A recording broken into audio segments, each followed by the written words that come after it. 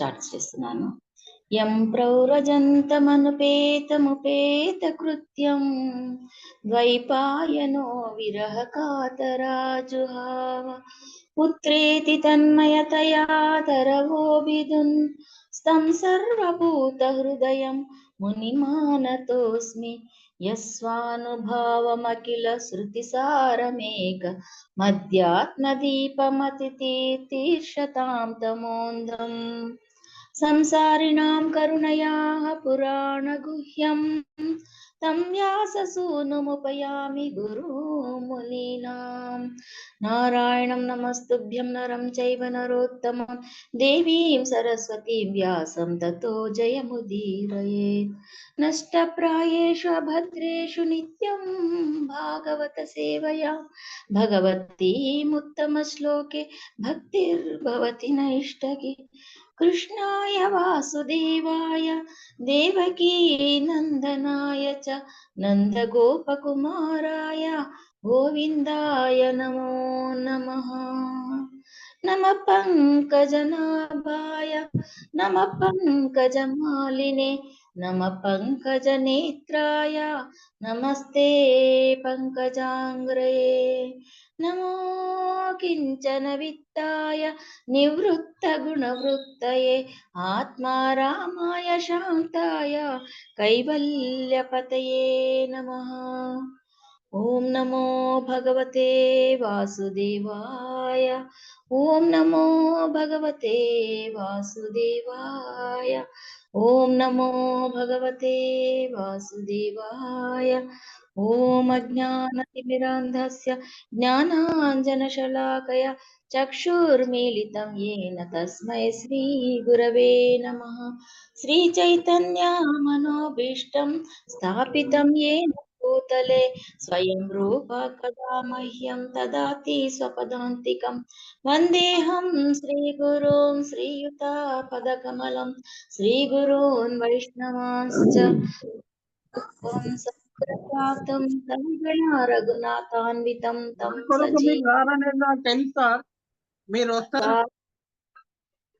సాద్వైతం సావధూతం పరిజనా సహితం కృష్ణ చైతన్య దేవం శ్రీ రాధా కృష్ణ పదాన్ సహగణా లలిత శ్రీ విశాఖాన్వితాంశ్చ. హే కృష్ణ కరుణా సింధో దీనబంధో జగత్పతే గోపేశ గోపికా కాంత రాధా కాంత నమోస్తుతే. తప్త కాంచన గౌరాంగి రాధే బృందావనేశ్వరి వృషభానుసుతే దేవి ప్రణమామి హరిప్రియ. వాంఛాకల్పతరుభ్యశ్చ కృపా సింధుభ్య ఏవ చ పతితానాం పావనేభ్యో వైష్ణవేభ్యో నమో నమః. నమో విష్ణుపదాయ కృష్ణప్రస్థాయ భూతలే శ్రీమతే రాధానాథ స్వామినితి నామినే. నమో విష్ణుపదాయ కృష్ణప్రస్థాయ భూతలే శ్రీమతే భక్తివేదాంత స్వామినితి నామినే. నమస్తే సరస్వతీ దేవే గౌరవాణి ప్రచారిణే నిర్విశేష శూన్యవాది పాశ్చాత్య దేశతారిణే. జయ శ్రీ కృష్ణ చైతన్య ప్రభో నిత్యానంద శ్రీ అద్వైత గదాధర శ్రీవాసాతి గౌర భక్త బృంద. హరే కృష్ణ కృష్ణ కృష్ణ హరే హరే హరే రామ రామ రామ హరే హరే. హరే కృష్ణ కృష్ణ కృష్ణ హరే హరే హరే రామ రామ రామ హరే హరే. హరే కృష్ణ కృష్ణ కృష్ణ హరే హరే హరే రామ రామ రామ హరే హరే. మూకం కరోతి వాచాలం పంగుం లంఘయతే గిరి యత్కృపాతమహం వందే పరమానందమాధవం. శ్రీ చైతన్య ఈశ్వరం ఆరాధ్య భగవాన్ రచేత తనయ తద్ధామ బృందావనం రమ్యా కాసిదౌపాసనా వ్రజవధు వర్గేణ వా కల్పిత. శ్రీమద్భాగవతం ప్రమాణమమలం ప్రేమాపుమానార్దో మహాన్ శ్రీ చైతన్య మహాప్రభో మతమిదం तद्धात्रणापराम्। श्री चैतन्य महाप्रभु की जय। जगतगुरु श्रील प्रभुपाद की जय। बाल गोविंद प्रभु जी की जय। राधा कुंड श्याम कुंड गिरि गोवर्धन की जय। मथुरा वृंदावन धाम की जय। अयोध्या धाम की जय। मायापुर धाम की जय। जगन्नाथपुरी धाम की जय। गंगा माई यमुना माई की जय। भक्ति देवी की जय। तुलसी महारानी की जय। अंदरी माताजीస్ की thank you, prabhujis and Matajis. Hare Krishna, ధన్యవాద Pranam. కాల్లో జాయిన్ అయినందుకు చాలా థ్యాంక్స్. ప్రభుజీ క్షేమంగా రావాలి కదా, అందుకని మనకి ఈ అవకాశం ఇచ్చారు. రోజు ఒకరు ప్రభుజీ వచ్చే వరకు మనము హ్యాండిల్ చేస్తాము ఈ కాల్. ఇంకా ఏంటంటే పృథు మహారాజ్ది ఒక శ్లోకం. నిన్న వరకు ప్రభుజీ 13వ శ్లోకం వరకు చెప్పారు. ఇప్పుడు 14వ శ్లోకం. భవత్సు కుశల ప్రశ్న ఆత్మా రామేషు నేష్యతే కుశలా కుశలా యత్ర నాసంతి మతి వృత్తయః. భవతు మీరు, కుశల కుశలమా అనడి, ప్రశ్న ప్రశ్న, ఆత్మ ఆత్మా రామేషు ఆధ్యాత్మికానందమునే సదా లీనమై ఉండెడి వారు, నా ఈష్యతే అవసరము లేదు, కుశల శుభము, అకుశల అశుభము, ఎత్ర ఎచ్చటైతే, నా సంతి ఉండడు, మతి వృత్తయ మానసిక కలాపము. పృథు మహారాజు ఇట్లు పలుకసాగాను. ఓ మహాత్ములారా, ఎల్లప్పుడూ ఆధ్యాత్మికానందమున లీనమై ఉందురు కనుక మీ కుశలమును గూర్చి అకుశలమును గూర్చి అడుగునవసరం లేదు. శుభాశుభములనేది మానసిక కలాపములు మీ యందు ఉండవు.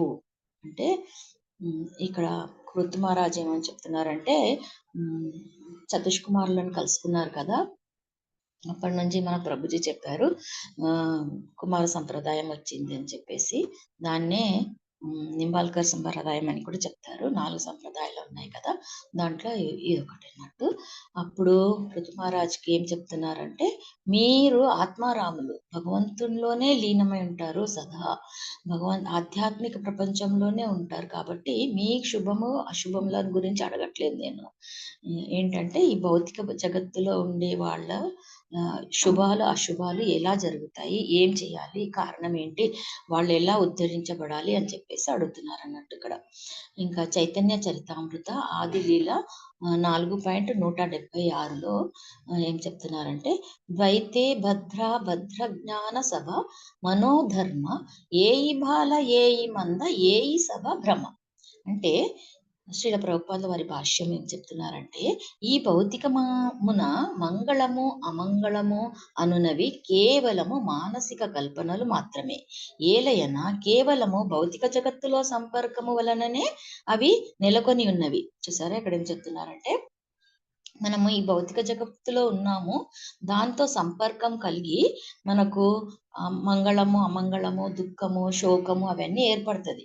కానీ ఆధ్యాత్మిక జగత్తులో ఎప్పుడు సదా భగవద్ధ్యానము, భగవంతుడే ఉంటాడు కాబట్టి, ప్రత్యక్షంగా ఆయనకు సేవ చేస్తూ ఉంటాం కాబట్టి మనకు శుభాలు అశుభాలు దుఃఖము శోకము సంతోషము అవన్నీ ఏమి ఉండవు అని చెప్పేసి చెప్తున్నారు అన్నట్టు. ఇంకా ఆత్మ అనేది ఎప్పుడు దివ్యమైనదే. మన ఆత్మకు కాదు ఇవన్నీ జరిగేవి, మనస్సుకు.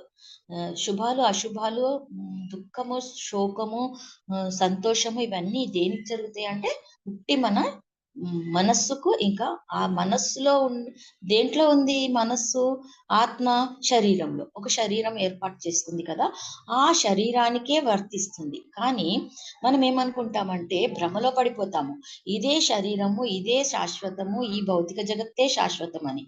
కానీ అది ఒక స్వప్నం లాంటిది అని కూడా చెప్తున్నారు ఇక్కడ. అది ఒక స్వప్నం లాగా భ్రమ, అదంతా మనకు కలిగే భ్రమ, ఇదే మనకు శాశ్వతము అని చెప్పేసి. ఇక్కడే మనకు శాశ్వతమైన లోకము, ఈ వీళ్లకు సేవ చేయడమే అని చెప్పేసి మనము భ్రమలో పడిపోతూ ఉంటాం అన్నట్టు. ఇంకా ఏం చెప్తున్నారంటే, భోగములతో తమను తాదాత్మ్యము చెందుదుము అంటే భోగంలో. ఈ భౌతిక జగత్తులో చాలా భోగం ఉంది కదా! హోటల్స్‌కి వెళ్ళొచ్చు, పిక్చర్స్ చూడొచ్చు, హ్యాపీగా టీవీ చూడొచ్చు, స్నాక్స్ తినొచ్చు, ఏదేది పడితే అది తినొచ్చు. అంత భోగం ఉంది. అక్కడ ఆధ్యాత్మిక జగత్తులో లిమిటెడ్ అన్నట్టు. కిచిడి ప్రసాదమే దొరుకుతుంది.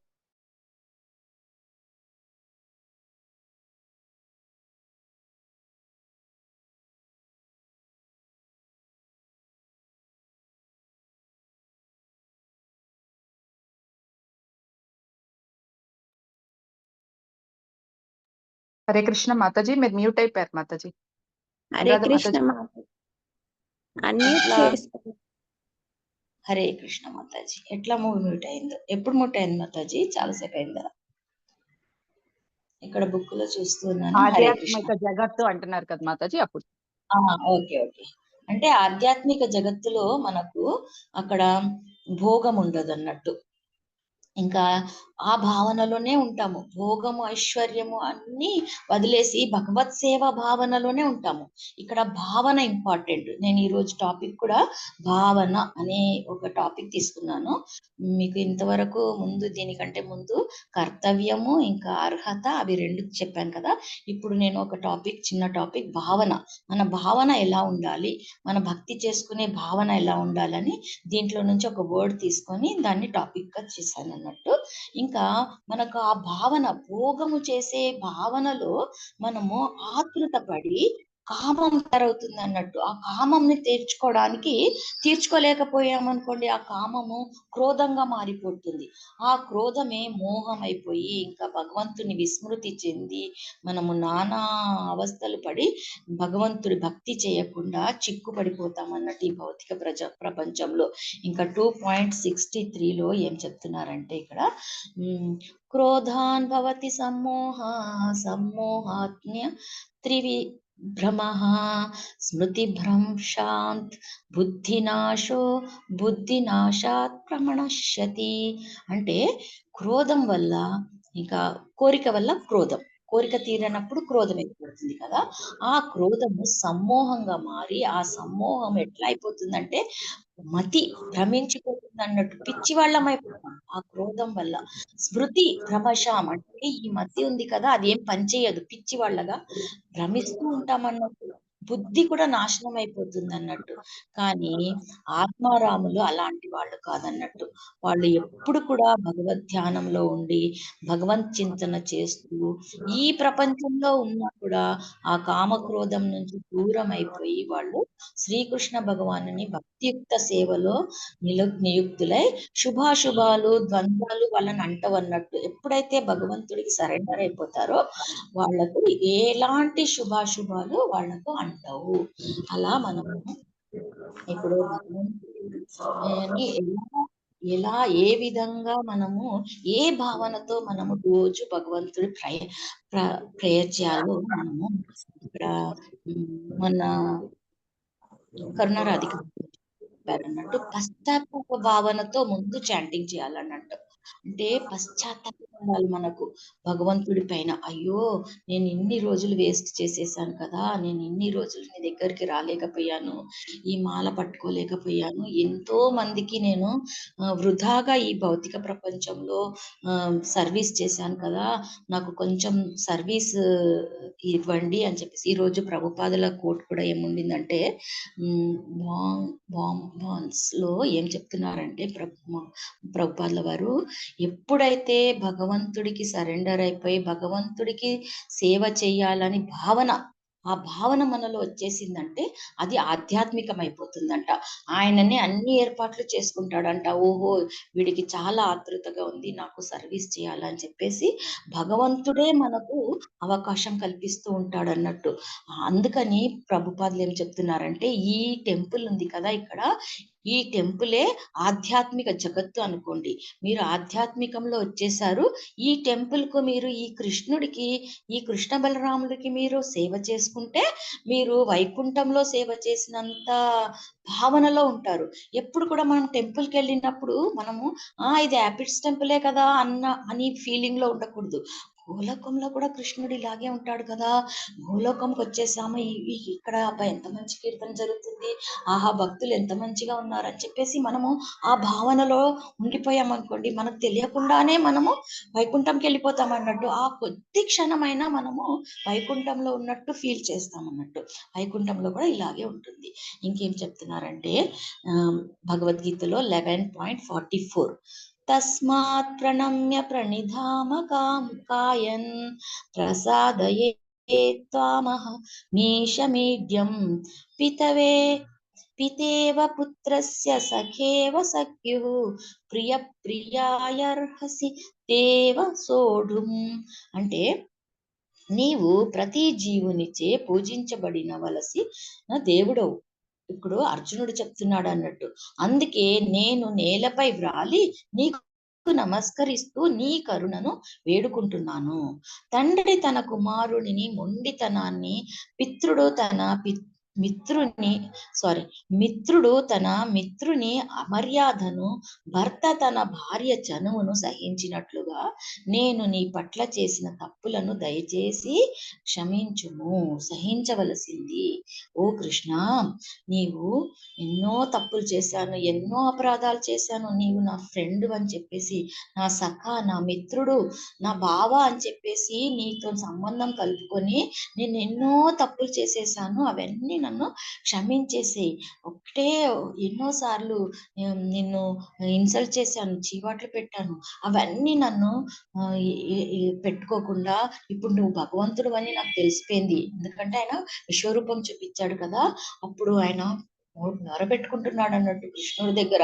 అయ్యో ఎంత పొరపాటు చేసేసాను, కృష్ణుడా గోలోకం నుంచి నా గురించి నా దగ్గరకు వచ్చాడా ఇంత పెద్ద భగవంతుడు, అయ్యో నేను ఎన్ని పాపాలు చేసేసాను, ఎంత ఆయనని ఇది చేసేసాను. అంటే స్నేహితులుగా ఉన్నారు కదా ఆయన, వాళ్ళిద్దరు బావమరుదులు కదా, అందుకని చాలా చనువుగా ఉన్నాడు అన్నట్టు. అందుకని భార్య తన భర్త చనువును సహించినట్లు తండ్రి తన కొడుకు యొక్క ఇలాంటి ఏమన్నా తప్పులు చేస్తే క్షమించినట్టు మిత్రుడిని కూడా మనము ఏదన్నా చిన్నగా ఇన్సల్ట్ చేసేస్తే పోనీలే నా ఫ్రెండ్ అన్నాడు కదా అని మనము సహిస్తాం కదా, అలా నన్ను క్షమించేసే కృష్ణ, అవన్నీ పెద్దగా పెట్టుకోకు మనసులో అని చెప్పేసి ఇక్కడ ప్రాధేయపడుతున్నారు అన్నట్టు ఆయన. అందుకని మనము ఆ మూడ్లోనే, పశ్చాత్తాప మూడ్లోనే రోజు భగవంతుని కొలుచుకోవాలన్నట్టు.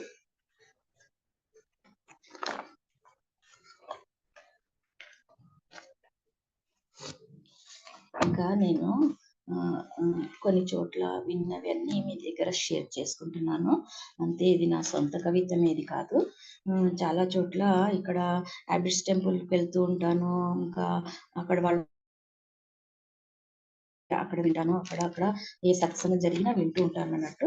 అవన్నీ కలెక్ట్ చేసుకొని మీ దగ్గర కొన్ని ఎలా మనం ఏ భావనలతో ఎట్లాంటి భావన అందరికీ మనకు తెలుసు, ప్రభుజీ రోజు చెప్తూ ఉంటారు, మనం వింటూ ఉన్నాము.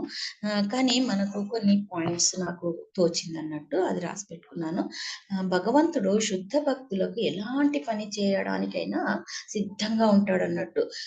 మనం కొంచెం ఆయనకు భక్తితో ఆయనను సేవించుకుంటే చాలన్నట్టు. ఆయన ఎలాంటి పనైనా చేయడానికి సిద్ధంగా ఉంటాడు. భగవంతుడు స్వరాట్ అన్నట్టు.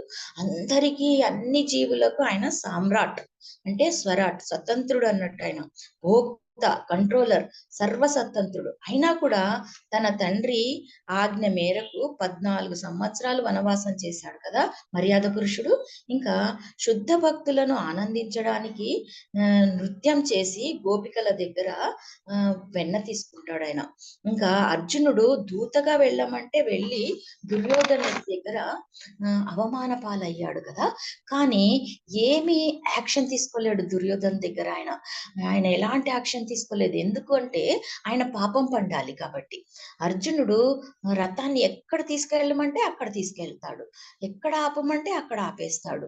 ఇంకా అలాగే చైతన్య మహాప్రభు కూడా సన్యాసం తీసుకున్న తర్వాత బృందావనానికి వెళ్ళాలని ఎంతో కోరికతో ఉన్నారన్నట్టు.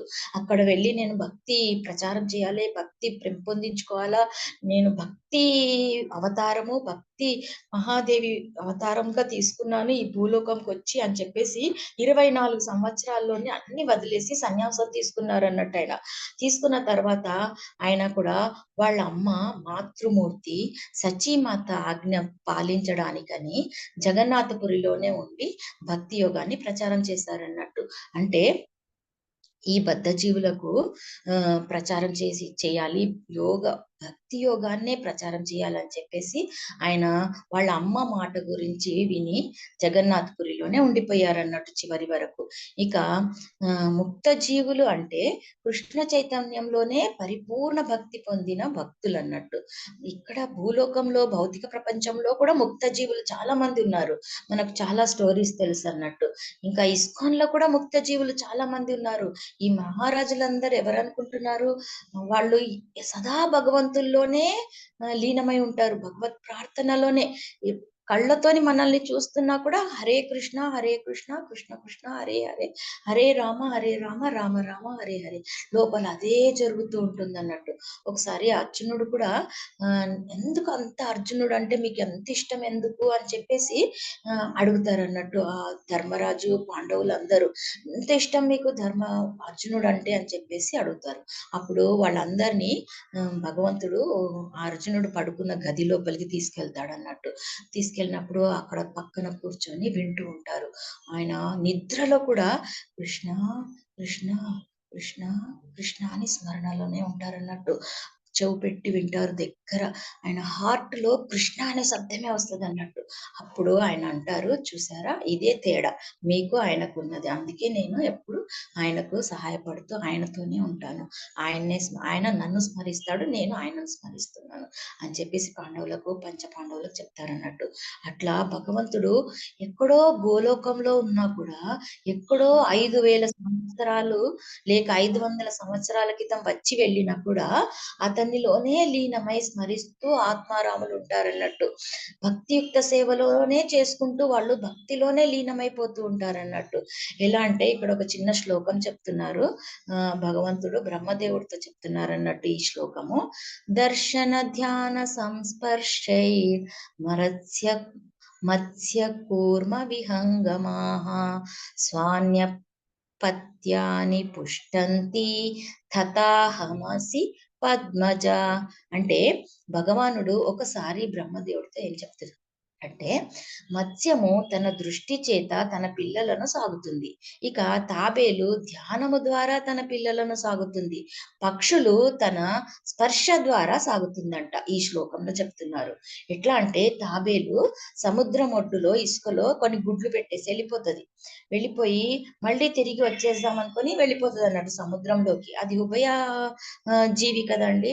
గుడ్లనేమో సముద్రంలో కొట్టుకుపోతాయేమో అని భయంతో ఇసుకలో ఒడ్డుకొచ్చేసి పెట్టేసి వెళ్ళిపోతుంది. మళ్ళీ వచ్చేద్దాం అనుకునే లోపల పెద్ద పెద్ద అలలు సముద్రంలో వచ్చి చిక్కుకొని ఎంత ప్రయత్నించినా కూడా అది వెనకకే నెట్టి అలలలో వెళ్ళిపోతుంది అన్నట్టు ఆ తాబేలు. బయటకు రావడానికి దానికి ఛాన్సే ఉండదు.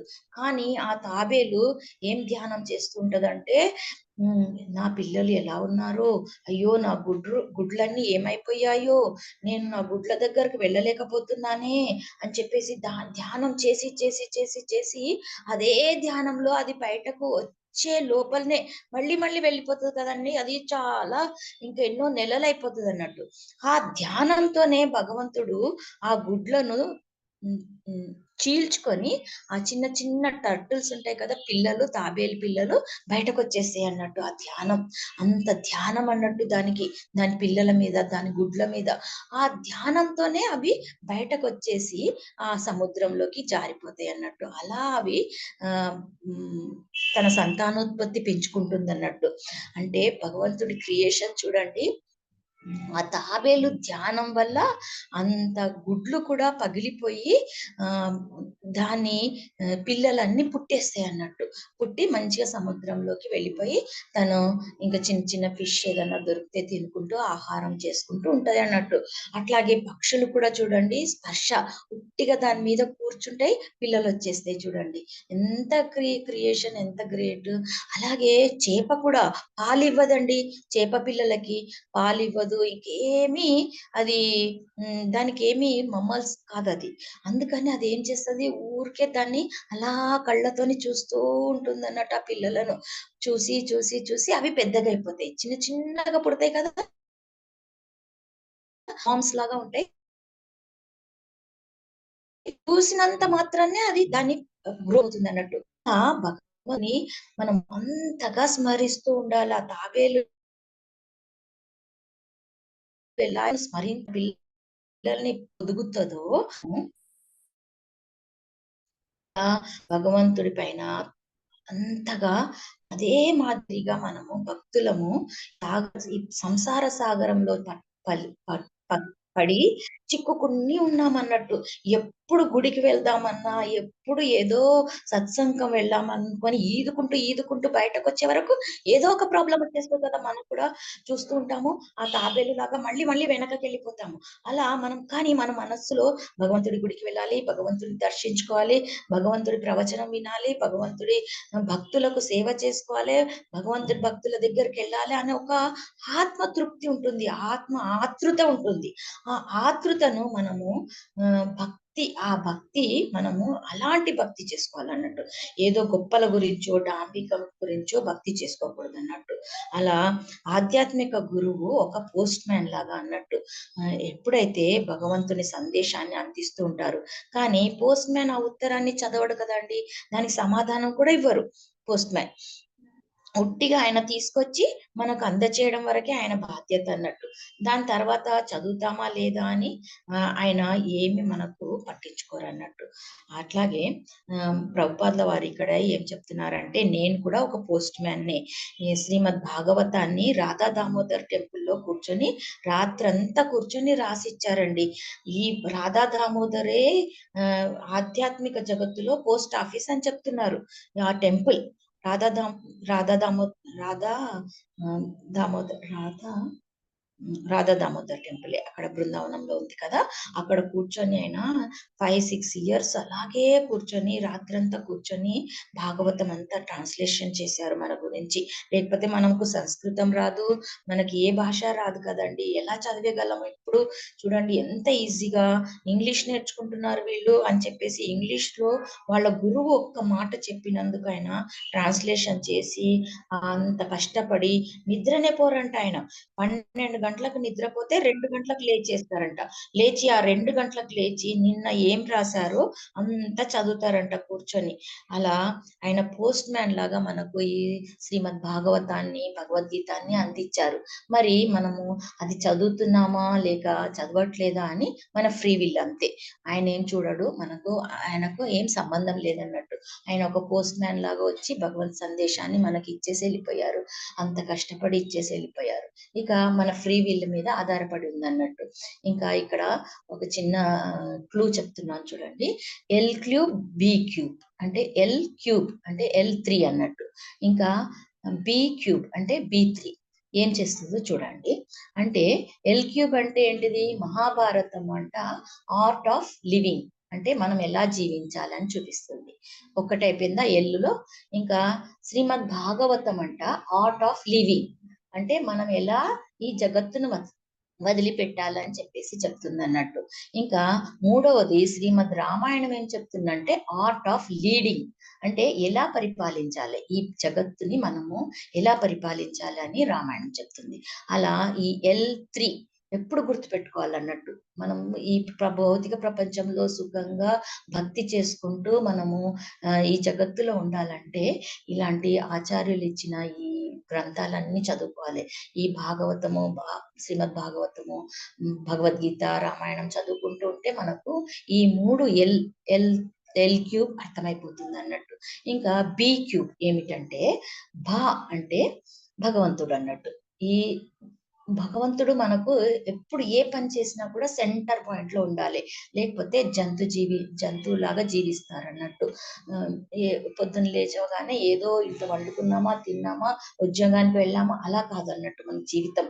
మన జీవితంలో సెంటర్‌లో భగవంతుడిని పెట్టుకోవాలి. ప్రసాదం చేయాలి.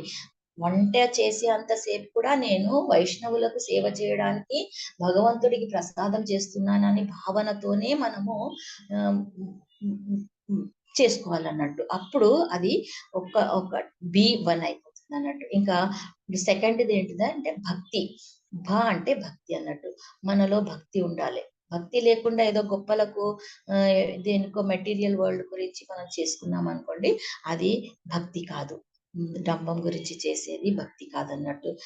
మానావమానాల గురించి చేసేది భక్తి కాదన్నట్టు. ఇంకా నంబర్ 3 ఏమిటంటే హ్మ్. బి అంటే భయం తొలగిపోతుందన్నట్టు. ఎప్పుడైతే మనం భగవంతుడి శరణు పొందుతామో మృత్యు భయం తొలగిపోతుంది.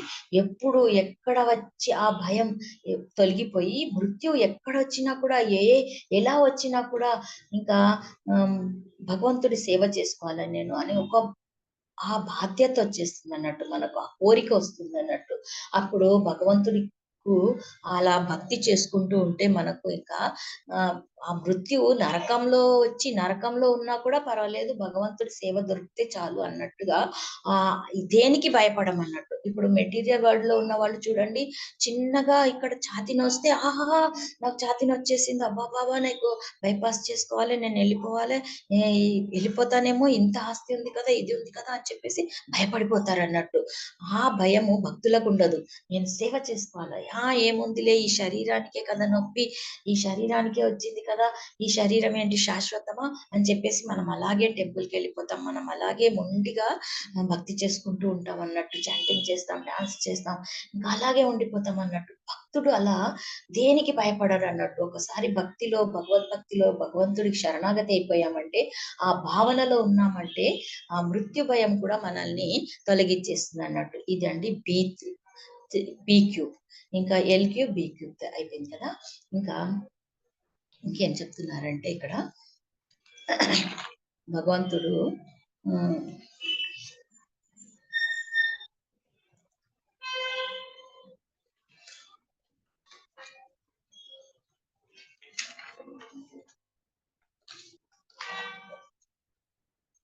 ఇంకా భగవంతుడు ఎప్పుడు కూడా మనతోనే ఉంటాడు కదా. ఇంకా ఏం చెప్తున్నారంటే దుఃఖం కంటే చాలా కష్టతరమైనది అంటే మిశ్రమ సంతోషం అంట. ఎందుకంటే దుఃఖం వచ్చి వెళ్ళిపోతుంది. దుఃఖము ఉండడము అంత ఇది కాదు, అంత క్రైటీరియా కాదన్నట్టు. దుఃఖం ఎప్పుడు వస్తుంది? ఈ భౌతిక జగమే దుఃఖాలయం అని చెప్పేసి మనకు ప్రభుజీ రోజు చెప్తూ ఉంటారు కదా. ఈ భౌతిక ప్రపంచమే దుఃఖాలయం, దుఃఖాలేమో అశాశ్వతం. ఈ ప్రపంచంలో ఏముంటుంది? దుఃఖం ఒకటే ఉంటుంది. కానీ అది అంత కష్టతరమైనది కాదు. కానీ మిశ్రమ సంతోషం ఉంది చూడండి. అప్పుడప్పుడు సుఖం వస్తది కదా, అప్పుడప్పుడు సంతోషం కలుగుతుంది కదా. ఇంకా దుఃఖం రాగానే చాలా కష్టపడిపోతారన్నట్టు. ఎప్పుడు దుఃఖంలో ఉన్న వాళ్ళకు అంతగా ఏం ఫీల్ అవ్వదన్నట్టు. సంతోషం వచ్చినా, దుఃఖం వచ్చినా వాళ్ళు నార్మల్‌గా ఉంటారన్నట్టు భక్తులు. కానీ అలా కాకుండా భౌతిక ప్రపంచంలో ఉన్న వాళ్ళకి ఎప్పుడు సంతోషం కావాలా, నాకు హ్యాపీనెస్ కావాలా అని చెప్పేసి పాకులాడి ఆ సంతోషం గురించి వెతుకుతూ వాళ్ళకు కొంచెం దుఃఖం వచ్చేసిందనుకోండి, ఇంకా వాళ్ళు డీలా అయిపోతారు. దాంట్లో మునిగిపోయి ఇంకా ఆహా! నా జన్మమే వ్యర్థమైపోయింది కదా అని దుఃఖాలయంలో ఉండిపోయి వాళ్ళు మగ్గిపోతారన్నట్టు. ఇంకా మనము ఈ దుఃఖాలేమో ఈ భౌతిక ప్రపంచం ఎలాంటిదంటే జైలు. జైల్లో కూర్చొని మనం కంఫర్ట్ వెతుకుతామా ఎప్పుడన్నా? ఆ జైల్లో ఎప్పుడు కూడా దుఃఖమే ఉంటుంది కదా! అన్ని అన్‌కంఫర్టబిలిటీ ఉంటుంది. ఏసీ ఉండదు, బెడ్ సరిగ్గా ఉండదు, నల్లులు కుడుతుంటాయి, దోమలు కుడుతూ ఉంటాయి. మనం ఎళ్లి నాకు చాలా దోమలు కుడుతున్నాయి అని చెప్పేసి జైలర్ దగ్గర మనం ఏమన్నా కంప్లెయింట్ ఇస్తామా? అలాగే ఈ దుఃఖాలయం కూడా చాలా దుఃఖం ఉందన్నట్టు ఇక్కడ కూడా మనకు. భగవంతుడిని ఎప్పుడు కూడా దుఃఖాలయంలోకి వచ్చేసాను, నాకు ఈ సుఖం కావాలా, ఇది ఈ సుఖం గురించి నేను చాంటింగ్ చేస్తున్నానని భగవంతుడి దగ్గర కంప్లైంట్ చేయకూడదన్నట్టు. మన కర్మ అనుభవించుకోవడానికి మనం ఇక్కడ ఈ శరీరం తీసుకున్నాం. ఈ దుఃఖాలయం నుంచి బయటపడడానికే మనం ఎప్పుడు కూడా ఆలోచించాలి. కానీ ఈ దుఃఖాలయంలోనే ఇంకా సంతోషం కావాలా అని పాకులాడకూడదన్నట్టు అని ఇక్కడ ఒక చిన్న క్లూ. ఇంకేముందంటే ఇప్పుడు మనం చూస్తూ ఉన్నాము. ఆ దుఃఖం పోవాలని చెప్పేసి రీసెర్చ్ చేస్తూ ఉంటారన్నట్టు చాలా మంది. సుఖంగా ఉండాలి, ఇది కనిపెట్టాలి ప్రజలకు, అది కనిపెట్టాలి. కానీ భగవంతుడి భక్తి చేకూర్చాలని ఎవ్వరికి కూడా ఆ ఆశ ఉండదన్నట్టు. ఇప్పుడు బాలగోవింద్ ప్రభుజీ వాళ్ళ భక్తుల అలాంటి వాళ్ళకే వీళ్ళని ఎలాగైనా భగవంతుడి దగ్గర తీసుకెళ్లాలని ఒక ఆశ ఉంటుంది. ఆ సుఖం వీళ్ళు చవి చూడాల. ఆ సుఖంలో ఉండే సుఖం అల్టిమేట్. అదే శాశ్వతమైంది అని చెప్పేసి మన గురువుగారులకు, మనకు ఆధ్యాత్మిక గురువులకు ఉంటది. కానీ ఈ ప్రపంచంలో, ఈ భౌతిక ప్రపంచంలో ఉన్న వాళ్ళకి ఏముంటుంది? రీసెర్చ్ చేయాలి. ఉన్నదాన్నే సెర్చ్ చేసి ఇంకా కొంచెం వాళ్ళను జీవితాలనన్నిటిని దుఃఖంలో పడేస్తూ ఉంటారన్నట్టు. ముంచెత్తుతూ ఉంటారన్నట్టు దుఃఖంలో. ఇక్కడ బంగారు కత్తి ఉందని చెప్పేసి మనము గొంతు కోసుకుంటామా ఎవరమన్నా? ఈ దుఃఖంలో సుఖం ఉంది. ఈ దుఃఖాలయంలో సుఖం ఉంది అని చెప్పేసి మనం పాకులాడకూడదు. అది బంగారు కత్తి లాంటిదన్నట్టు. అది దాన్ని వదిలేసి దాంట్లో నుంచి విరక్తి పొంది మనము భక్తిలో రావాలి. కానీ ఆ బంగారు కత్తి దొరికిపోయింది కదా! ఆహా! చాలా సంతోషంగా ఉందని చెప్పేసి గొంతు కోసుకుంటే ఏమైపోతాము? మనమే చచ్చిపోతాం అన్నట్టు. అంత వ్యర్థమైనదన్నట్టు. ఈ భౌతిక ప్రపంచంలో ఉండే సుఖము అంత వ్యర్థం. దాని గురించి చాలా పట్టించుకోకూడదన్నట్టు. అలా సత్వ, రజో, తమో గుణాలతోని కొట్టుమిట్టాడుతూ ఉంటామన్నట్టు. ఇప్పుడు ఇంట్లోనే టాయిలెట్ ఉంది చూడండి. అది కూడా కిచెన్ పక్కనే. తిను వెళ్ళు, తిను వెళ్ళు. కిచెన్ పక్కనే కట్టుకుంటారు. ఎందుకంటే చాలా దూరం వెళ్తే మళ్ళీ తినలేమేమో ఆహ్, అని చెప్పేసి వాళ్ళకి భయం. అందుకని ఇంట్లోనే పక్కనే, కిచెన్ పక్కనే, ఎంత దూరం కూడా ఎళ్ళక్కర్లేదు. ఇట్లా తినాలే, ఇట్లా వెళ్ళాలన్నట్టు. అది వెళ్ళి ఇంకా దాని గురించి తినడానికి ఇంకా డబ్బు సంపాదించుకోవాలి. రాత్రింబగళ్ళు కష్టపడి ఆహ్, డబ్బు, డబ్బు, డబ్బు, డబ్బు సంపాదించుకోవాలి. డబ్బు సంపాదించుకొని మంచి మంచి టాయిలెట్స్ కట్టుకోవాలన్నట్టు. ఇంకా అది అది ఇంకా భక్తి చేయడానికి ఎక్కడ టైం ఉంటుంది? ఎందుకంటే డే అండ్ నైట్ దాని సంపాదనలోనే పోతుంది కదా టైము. ఇంకా భక్తి చేసుకోలేక ఈ దుఃఖాలయంలోనే ఉండిపోతామన్నట్టు. దీనికి దీనికే కాలం సరిపోతుంది. ఇంకా కొంతమంది కాన్‌స్టిట్యూషన్‌లో ఉంటారు. గంట సేపైనా న్యూస్ పేపర్ అంతా చదివేస్తారు ఆ వెస్టర్న్ టాయిలెట్‌లో కూర్చొని. కానీ వాళ్ళకు కాన్‌స్టిట్యూషన్ వల్ల చాలా కష్టమైపోతుంది. ఎందుకంటే రాత్రి బాగా తినేసాడు కూడా కడుపు నిండా, నిన్న మొత్తం అది రాదన్నట్టు బయట. అది రాకపోతే ఇంకా 2, 3 గంటలు దానికే వ్యర్థమైపోతుంది. ఎందుకంటే భక్తి చేయలేడు. భక్తి ఎలా చేస్తాడు? దానికి పోయి మళ్ళీ స్నానం చేసుకొని ఆఫీస్‌కెళ్ళడానికి టైం సరిపోతుంది. అలా మనం ఏం చేస్తున్నామంటే, అదే విధంగా ఈ భౌతిక ప్రపంచం కూడా మనం కర్మలను తీర్చుకొని భగవద్ధామానికి చేరుకోవాలి. టాయిలెట్‌లో ఫుల్ డే కూర్చుంటామా? మన పని అయిపోయిందా? హ్మ్. మనం బయటకొచ్చేస్తాం. ఇంకా వేరే పనులు చాలా ఉంటాయి బయటకొస్తే. అలా భౌతిక ప్రపంచం కూడా అలాంటిదే అన్నట్టు. మన కర్మ తీరగానే బయటకెళ్ళిపోవాలి. ఎంత తొందరగా కావాలిస్తే అంత తొందరగా ఆ కర్మ తీర్చుకోవడానికి మనము హ్మ్, ఎక్కువ కల్టివేట్ చేసుకోకూడదన్నట్టు ఈ ప్రపంచంలో. బంధాన్ని పెంచుకోకూడదు. ఎంత తొందరగా కావాలిస్తే అంత తొందరగా ఫిట్ అయిపోవాలన్నట్టు. ముక్తి చేసుకోవాలి. ఇంకా ప్రభుపాదులు ఏం చెప్తున్నారంటే 20 నిన్ననే ప్రభుజీ చెప్పారు కదా! ఎలాగైతే సాంసారిక జీవనంలోనే నేను కొట్టుమిట్టాడుతున్నానో, నాకు భవబంధాలు చాలా ఉన్నాయి. నీలాగా సన్యాసినా ఏంటి అని చెప్పేసి చాలామంది అంటూ ఉంటారండి. ప్రభుజీలను కూడా టెంపుల్‌లో చూస్తూ ఉంటాము. కాషాయ వస్త్రం వేసుకున్న వాళ్ళకి ఏం పనుంది? ఇదే పని ప్రపంచంలో ప్రవచనాలు ఇస్తూ ఉంటారు. వాళ్ళకి ఇంకేం పనుంది? మాలాగా పిల్లలున్నారా? అని చెప్పేసి అంటారు. కానీ అదే వైట్ డ్రెస్ వేసుకున్న వాళ్ళు గృహస్థులు కూడా ఉన్నారండి భక్తులు. ఎలాగంటే వాళ్ళు భక్తి చేసుకుంటారు. అదే 8 అవర్స్ జాబ్ చేస్తారు. పిల్లలను పోషిస్తారు. పిల్లలను పెద్ద పెద్ద చదువులు చదివిపిస్తారు. కానీ భక్తి చేసుకుంటారు. సాటర్‌డే, సండే వచ్చి భగవంతుడికి సేవ చేసుకుంటారు. ఉన్న టైం అంతా సాయంత్రం ఆఫీస్ నుంచి రాగానే భక్తి చేసుకుంటాడు. పొద్దున్నే తెల్లవారుజామునే 16 రౌండ్స్ ముగించుకొని ఆఫీస్‌కి వెళ్తారు.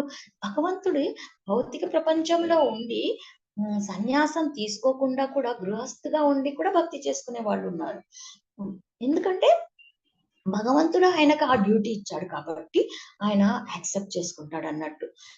ఇంకా ఎప్పుడు కూడా భగవంతుడిని దూషించుకుంటూ మనము ఈ ప్రపంచంలో ఎందుకొచ్చాను? నేను సన్యాసి కాలేదు కదా! ఇంకా నాకెప్పుడు ఈ భక్తి జరుగుతుందో ఏమో! పోనీలే ఈ జన్మకి ఇదే శాశ్వతము.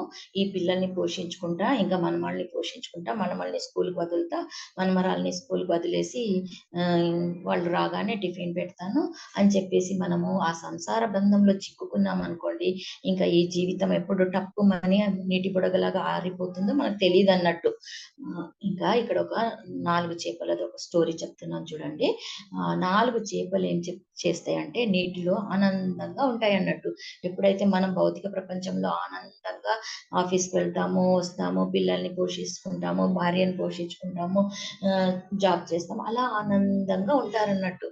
ఇంకా మొదటి 2 చేపలేమో ఏమంటాయంటే నీటికి అడుగు భాగాన వెళ్ళిపోదాము, రేపు జాలరొచ్చి మనల్ని పట్టేసుకుంటాడు, మనం పట్టుపడిపోకూడదు, మనము అడుగు భాగానికి వెళ్ళి మనము హాయిగా ఉందాం రండి అని చెప్పేసి ఈ 4 చేపల్లో ఒక 2 చేపలు మాట్లాడుకుంటాయి అన్నట్టు. అంటే ఇంకొక చేప దానితో సహా సరే నీవు చెప్పిందే కరెక్ట్ అని చెప్పేసి ఆ 2 చేపలు కింద నీటికి అడుగు భాగంకి వెళ్ళిపోతుంది అన్నట్టు. కానీ ఇంకా 2 చేపలు ఉంటాయి కదా, అది రేపే వస్తాడు కదా జాలరు, అప్పటి వరకు మనం జాలీగా ఎంజాయ్ చేద్దాము, హ్యాపీగా ఉందాం అని చెప్పేసి పైననే ఆడుకుంటూ ఉంటాయి అన్నట్టు. ఇంకా టప్పున జాలరు వచ్చేస్తాడు, వల వేసేస్తాడు, ఆ 2 చేపలు పట్టుపడిపోతాయి అన్నట్టు. జాలర్ దగ్గర పట్టిపడిపోగానే దాంట్లో ఒక చేప విలవిల కొట్టుకుంటుంది. ఏంటి రేపే వస్తాడన్నాడు కదా, ఈ రోజే వచ్చేసాడేంటి ఈ దరిద్రుడు, ఈ జాలర్ వాడు మనల్ని పట్టేస్తున్నాడు కదా, అయ్యయ్యో మనం పట్టుపడిపోయాం కదా, అయ్యయ్యో మనం చచ్చిపోతాం కదా, అయ్యయ్యో మనకు నిన్న వాళ్ళు చెప్తే మనం వినలేదు కదా, అయ్యయ్యో మనం పట్టిపడిపోయాం కదా అని చెప్పేసి ఒక చేప బాగా విలవిల కొట్టుకుంటుంది అన్నట్టు. కొట్టుకుంటుంటే ఇంకొక చేప అంటది, ఏదో పట్టుపడిపోయాము, అయ్యిందేదో అయిపోయింది, ఇప్పుడు గమ్మున ఊరుకో, నువ్వు కొట్టుకోకు, ఎప్పుడో మనం సమయం చూసి బయటకు పారిపోదాము, ఎక్కడన్నా దారి ఉందా అని చూసి, ఈ జాలర్లో నుంచి ఎక్కడన్నా ప్లేస్ ఉందా అని చూసేసి మనము కింద జారిపోదాము, అది వెతుకుదాం, కానీ నువ్వు ఇట్లా ఊరికే విలవిల కొట్టుకుంటే వాడికి తెలిసిపోతది, ఊరుకో గమ్మునుండు అంటే కూడా అది వినదన్నట్టు. ఆ చేప బాగా కొట్టుకుంటూ ఉంటది.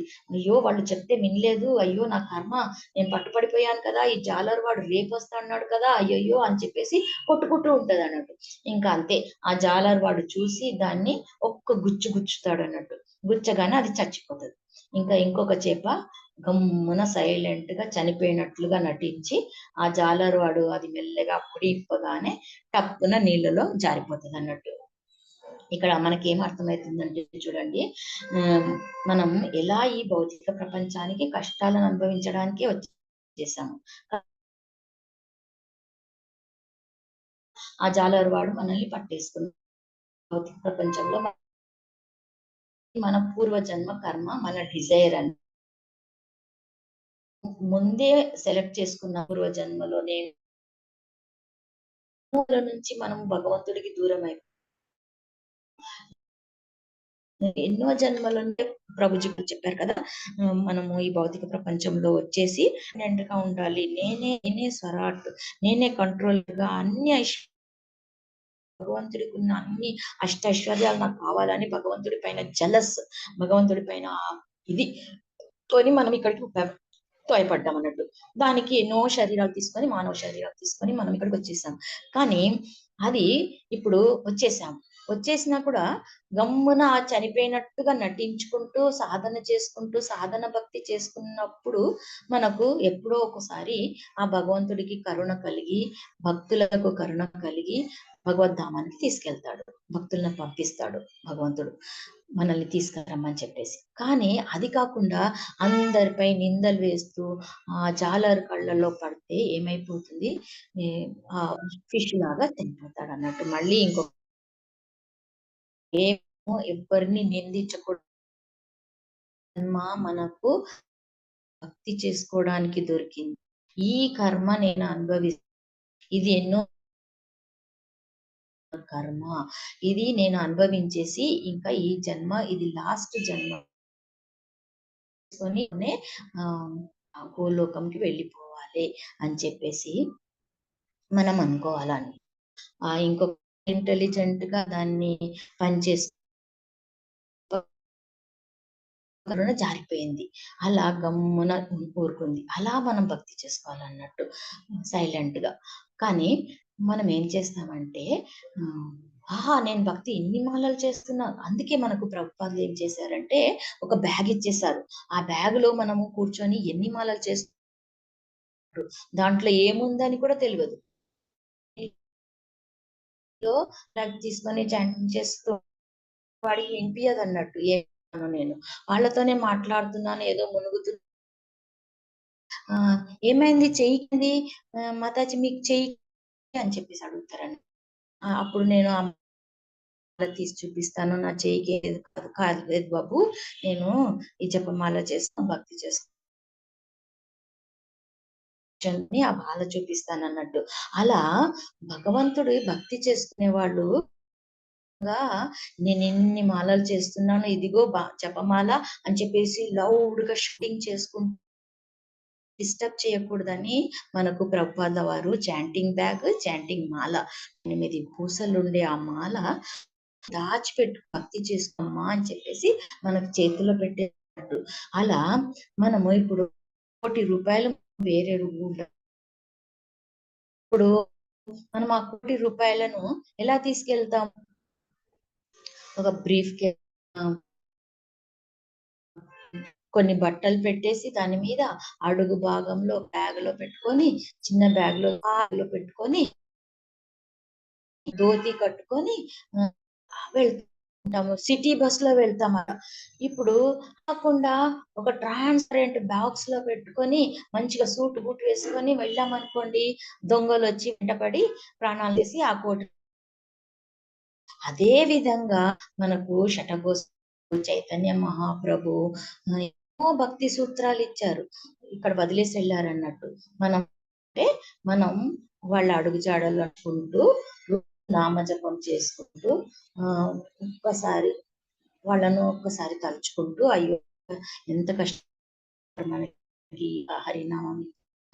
చైతన్య మహాప్రభు అందరి బద్ధ జీవులను ఉద్ధరించడానికి చేసేసి హరే కృష్ణ హరే హరే రామ హరే రామ రామ రామ హరే హరే అని చెప్పేసి మనం జపం చేసుకోవాలి. మనకు నేను అనాథను, నాకెవరు లేరు అని చెప్పేసి బాధపడుకుంటూ మన జపం చేసుకోకూడదు. ఎప్పుడు కూడా అనాథలం కానే కానమ్మన్నట్టు. ఎందుకు మనం సనాతులం, మన చుట్టూ నాథుడు ఉన్నాడు అన్నట్టు. తూర్పున జగన్నాథుడున్నాడు, పశ్చిమమున ద్వారకానాథుడున్నాడు, ఉత్తరమున బద్రీనాథుడున్నాడు, ఇంకా దక్షిణమున శ్రీనాథుడున్నాడు అన్నట్టు, శ్రీరంగనాథుడున్నాడు అన్నట్టు. ఇట్లా ప్రక్కల 4 నాథులు మనకు ఉన్నప్పుడు మనం ఎట్లా అనాథులం అవుతాం చెప్పండి? అంటే మనం ఎప్పుడు కూడా అనాథులం కామన్నట్టు.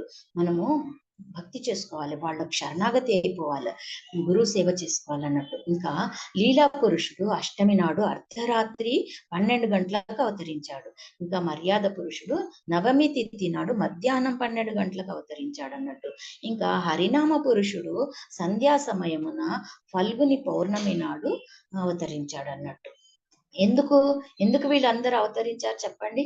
ఈ కలియుగంలో నామజపం చేసుకో, ద్వాపర యుగంలో అచ్చా విగ్రహం చేసుకో, ఇంకా అలా త్రేతాయుగంలో యజ్ఞయాగాలు చేసుకో.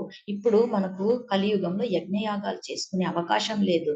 ఇంకా చాలా బిజీ అయిపోయాము, బద్ధ జీవులము మనం కలియుగంలో. ఇప్పుడు చదువుకున్నది ఇప్పుడే మర్చిపోతాము, ఇంకా ఆయుష్ కూడా చాలా తక్కువ ఉందన్నట్టు. అందుకని మనకు హరినామ పురుషుడు అంటే మన చైతన్య మహాప్రభువు మనలాంటి బద్ధ జీవులకు తమ ధామానికి తీసుకొని వెళ్ళడానికి భక్తిలో వస్తారు, కానీ రావాలి, కానీ దానికి వదిలేసి వెళ్ళకూడదు అన్నట్టు. ఒక్కసారి భక్తిలో ఎంటర్ అయిపోయామంటే దాన్ని జీవితాంతం ఇంకా టిల్ ఎండ్ దాన్ని పురోగమించుకోవాలి, వృద్ధి చేసుకోవాలి.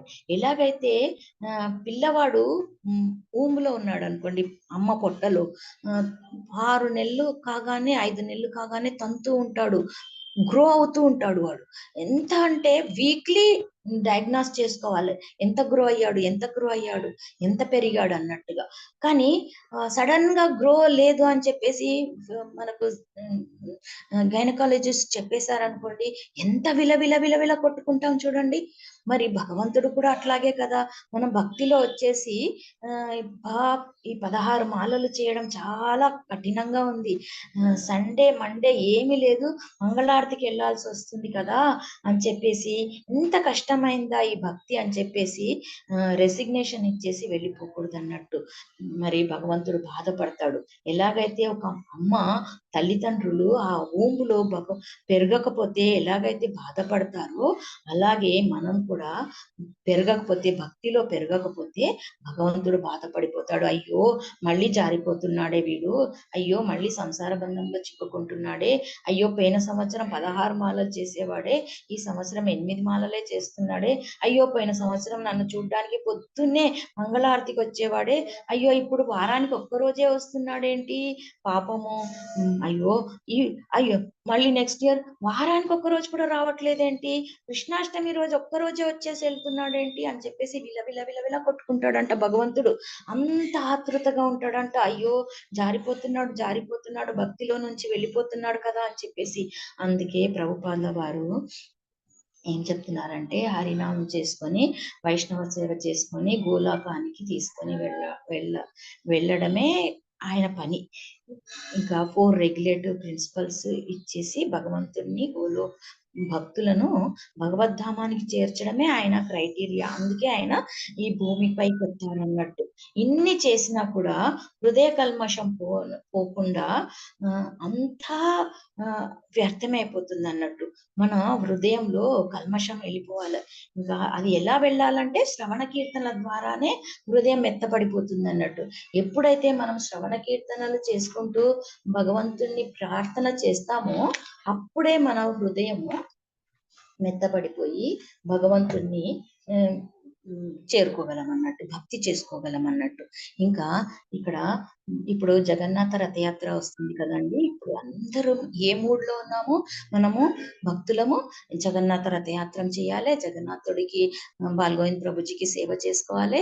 బాలగోవింద్ ప్రభుజీ వచ్చే లోపల మేము ఇవన్నీ రెడీ చేయాలి, ఇట్లా చేయాలి అట్లా చేయాలని జగన్నాథుడిని రథం లాగడానికి, రథం డెకరేషన్ చేయడానికి, రథం రెడీ చేయడానికి చాలా మంది భక్తులు తయారై ఉన్నారన్నట్టు.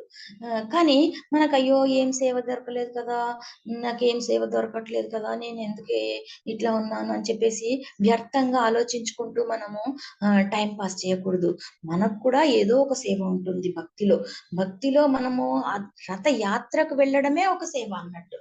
ఆ రథము ఒక్క అంగుళము లాగడమే మన సేవ అన్నట్టు. ప్రజెంట్ చేయడమే మన సేవ. ప్రసాదం తీసుకెళ్లి ఒక నలుగురికి పెట్టడమే మన సేవ. ఏదో మనం రథం తయారు చేయలేదు కదా అని ఫీల్ అయిపోయి కూర్చోకూడదు అన్నట్టు. రామాయణంలో చూడండి, పెద్ద పెద్ద వెపన్స్ ఏం లేవు పాపం ఆ కోతుల దగ్గర. కానీ రాముడు ఉన్నాడు కాబట్టి, ఆ భక్తి ఉంది కాబట్టి, ఆ సేవ చేశారు కాబట్టి రామాయణంలో అంత పెద్ద వెపన్స్ ఉన్న రాక్షసులను కూడా జయించేశారు వాళ్ళు. అంత పెద్ద పెద్ద ఇన్స్ట్రుమెంట్స్ ఉన్నాయి వాళ్ళ దగ్గర. ఎంతో మంది ఒక్క రోజుకి ఎంతో మంది రాక్షసులను ఇన్ని కోతులు చంపేస్తాయి అన్నట్టు. అయినా కూడా వాళ్లకు ఒక ఎంకరేజ్మెంట్. రాత్రిలో హనుమంతుడు వాళ్ళను ఎంకరేజ్ చేయాలని చెప్పేసి ఏం చెప్తారంట, నేను ఈ రోజు ఆ రాక్షసుడి తలపై ఎక్కి బాగా గుద్దాను, ఈ రాక్షసుని ఎక్కి గుద్దాను, ఇలా చేశాను అలా చేశాను అని చెప్పేసి ఆ రాక్షసుని చంపాను, ఈ రాక్షసుని చంపాను. ఆయన దగ్గర ఏం లేదండి, ఒక చిన్న గద ఉంటది అంతే. ఆయన దగ్గరికి వెళ్తేనే కానీ ఆ గదతోని కొట్టలేడు ఆ హనుమంతుడు. అయినా కూడా వీళ్ళ దగ్గర ఎంకరేజ్ చేయాలి. నెక్స్ట్ డేకు ఈ కోతులన్నీ భయపడిపోయి పారిపోతాయేమో భగవంతుడి సేవ చేయకుండా అని చెప్పేసి ఆయనకు లోపల భయం ఉంటుంది అన్నట్టు. అందుకని ఈ కోతులను ఎంకరేజ్ చేయడానికి ఆయన చెప్తారన్నట్టు. అట్లా మంచి మంచి స్టోరీస్ చెప్పి వాళ్ళను పొద్దున వరకు ఉత్సాహపరుస్తారన్నట్టు ఆ హనుమంతుడు. అప్పుడు ఒక కోతి లేచి ఏమంటుందంటే, నేను కూడా ఏం చేశానంటే ఆ రాక్షసుడి దగ్గర ఒక వెపన్ ఉండింది, దానితోని తీసి వాడు చెయ్యి నరికా ముందు. తర్వాత వాడి కొంచెం సేపు అయ్యాక ఒక 2 నిమిషాల తర్వాత వాడి కాలు నరికేసా. అలా బాగా వాడి గుచ్చి వాళ్ళ పొట్ట కూడా బాగా గుచ్చి ఆ పొట్టను కూడా చీల్చేసిన. అయ్యో ఇన్ని చేసినావు కానీ వాడి తల నరకలేదా అంటే, అది ముందే నరికిపోయి ఉండింది, అక్కడ వాడి చేతిలో బాణం ఉండింది, ఆ తల ముందే ఎగిరిపోయి ఉండింది, తల లేకుండే అని చెప్పేసి చెప్తాడు అన్నట్టు. అంటే అందరు ఇంకా కోతులన్నీ, ఆహా వెరీ గ్రేట్, నువ్వు చాలా ఇంటెలిజెంట్, ఎంత మంచి పని చేసావు, ఆ తల లేకున్నా కూడా దాన్ని అంత చంపి పడేసావు, నువ్వు చాలా గ్రేట్ అని చెప్పేసి ఉత్సాహపరుస్తారు అన్నట్టు. అంటే ఇప్పుడు మనకు కూడా ఎన్నో చోట్ల వెళ్తాము, సేవ దొరకదు. కానీ ఆ 16 మాలలు చేయడమే ఒక సేవ. ఆ భగవంతుడి రథయాత్రకు వెళ్ళడమే ఒక సేవ. ఆ భగవంతుడి ఆల్రెడీ అన్నీ అయిపోయినాయి, తయారైపోయింది. కానీ ఏదో ఒక చిన్న సేవ. ఆ పువ్వులు గుచ్చడం కూడా ఒక సేవనే. అట్లా మనము భగవంతుడికి రథయాత్ర చేయడానికి సేవ గురించి మనము చాలా ఆతృతగా ఉన్నాం కదా! ఇంకా ఇక్కడ ఒక చిన్న జగన్నాథుడిది ఒక చిన్న స్టోరీ చెప్తాను చూడండి. మాయాపూర్‌లో రాజాపూర్ అని ఒక జగన్నాథ్ టెంపుల్ ఉంది. ఇప్పటికి కూడా ఉందన్నట్టు రాజాపూర్‌లో. మాయాపూర్ వెళ్తే అందరూ దర్శించుకుంటారన్నట్టు. ఆ రాజాపూర్‌లో జగన్నాథ్ టెంపుల్. అది అప్పుడు చాలా సంవత్సరాల క్రితమే అక్కడికొచ్చేసిందన్నట్టు. ఎప్పుడో 500 సంవత్సరాల క్రితమే మహాప్రభు వాళ్ళ అనుయాయులు ప్రతిష్ఠ చేసేసారన్నట్టు అక్కడ. అయితే ఆ రాజాపూర్‌లో 1971లో బంగ్లాదేశ్ యుద్ధం జరుగుతున్నప్పుడు ఏం జరిగిందంటే, ముస్లిం వాళ్ళు అక్కడ రూల్ చేయడానికి వచ్చేసారు. అప్పుడు అక్కడ ఉండే పూజారులందరూ భయపడి కట్వాకు పారిపోయారన్నట్టు.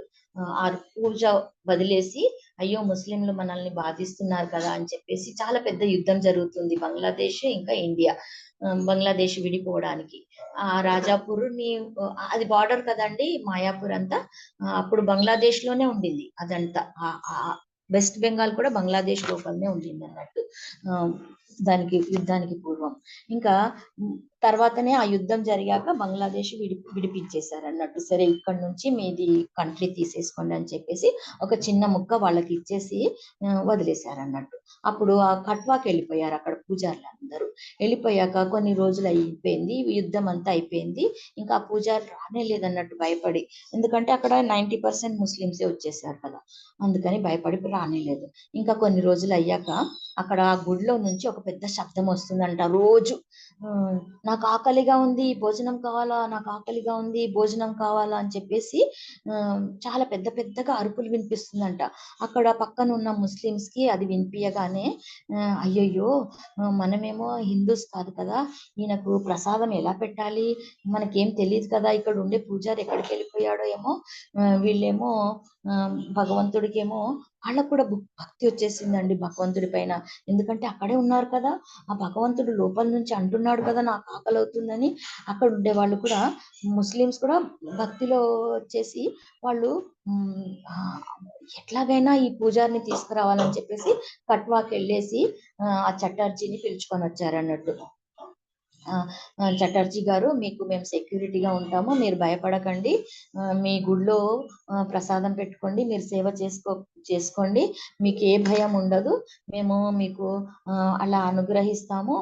మిమ్మల్ని ప్రొటెక్ట్ చేస్తాము. ఎవ్వరికి భయపడొద్దు. ఏ ముస్లిమ్స్ వచ్చినా, ఎవ్వరొచ్చినా మీకు ఏ బాధ ఉండదు. ప్రాణభయం ఉండదు. మీరు ముందులాగానే ఇక్కడ పూజ చేసుకోండి.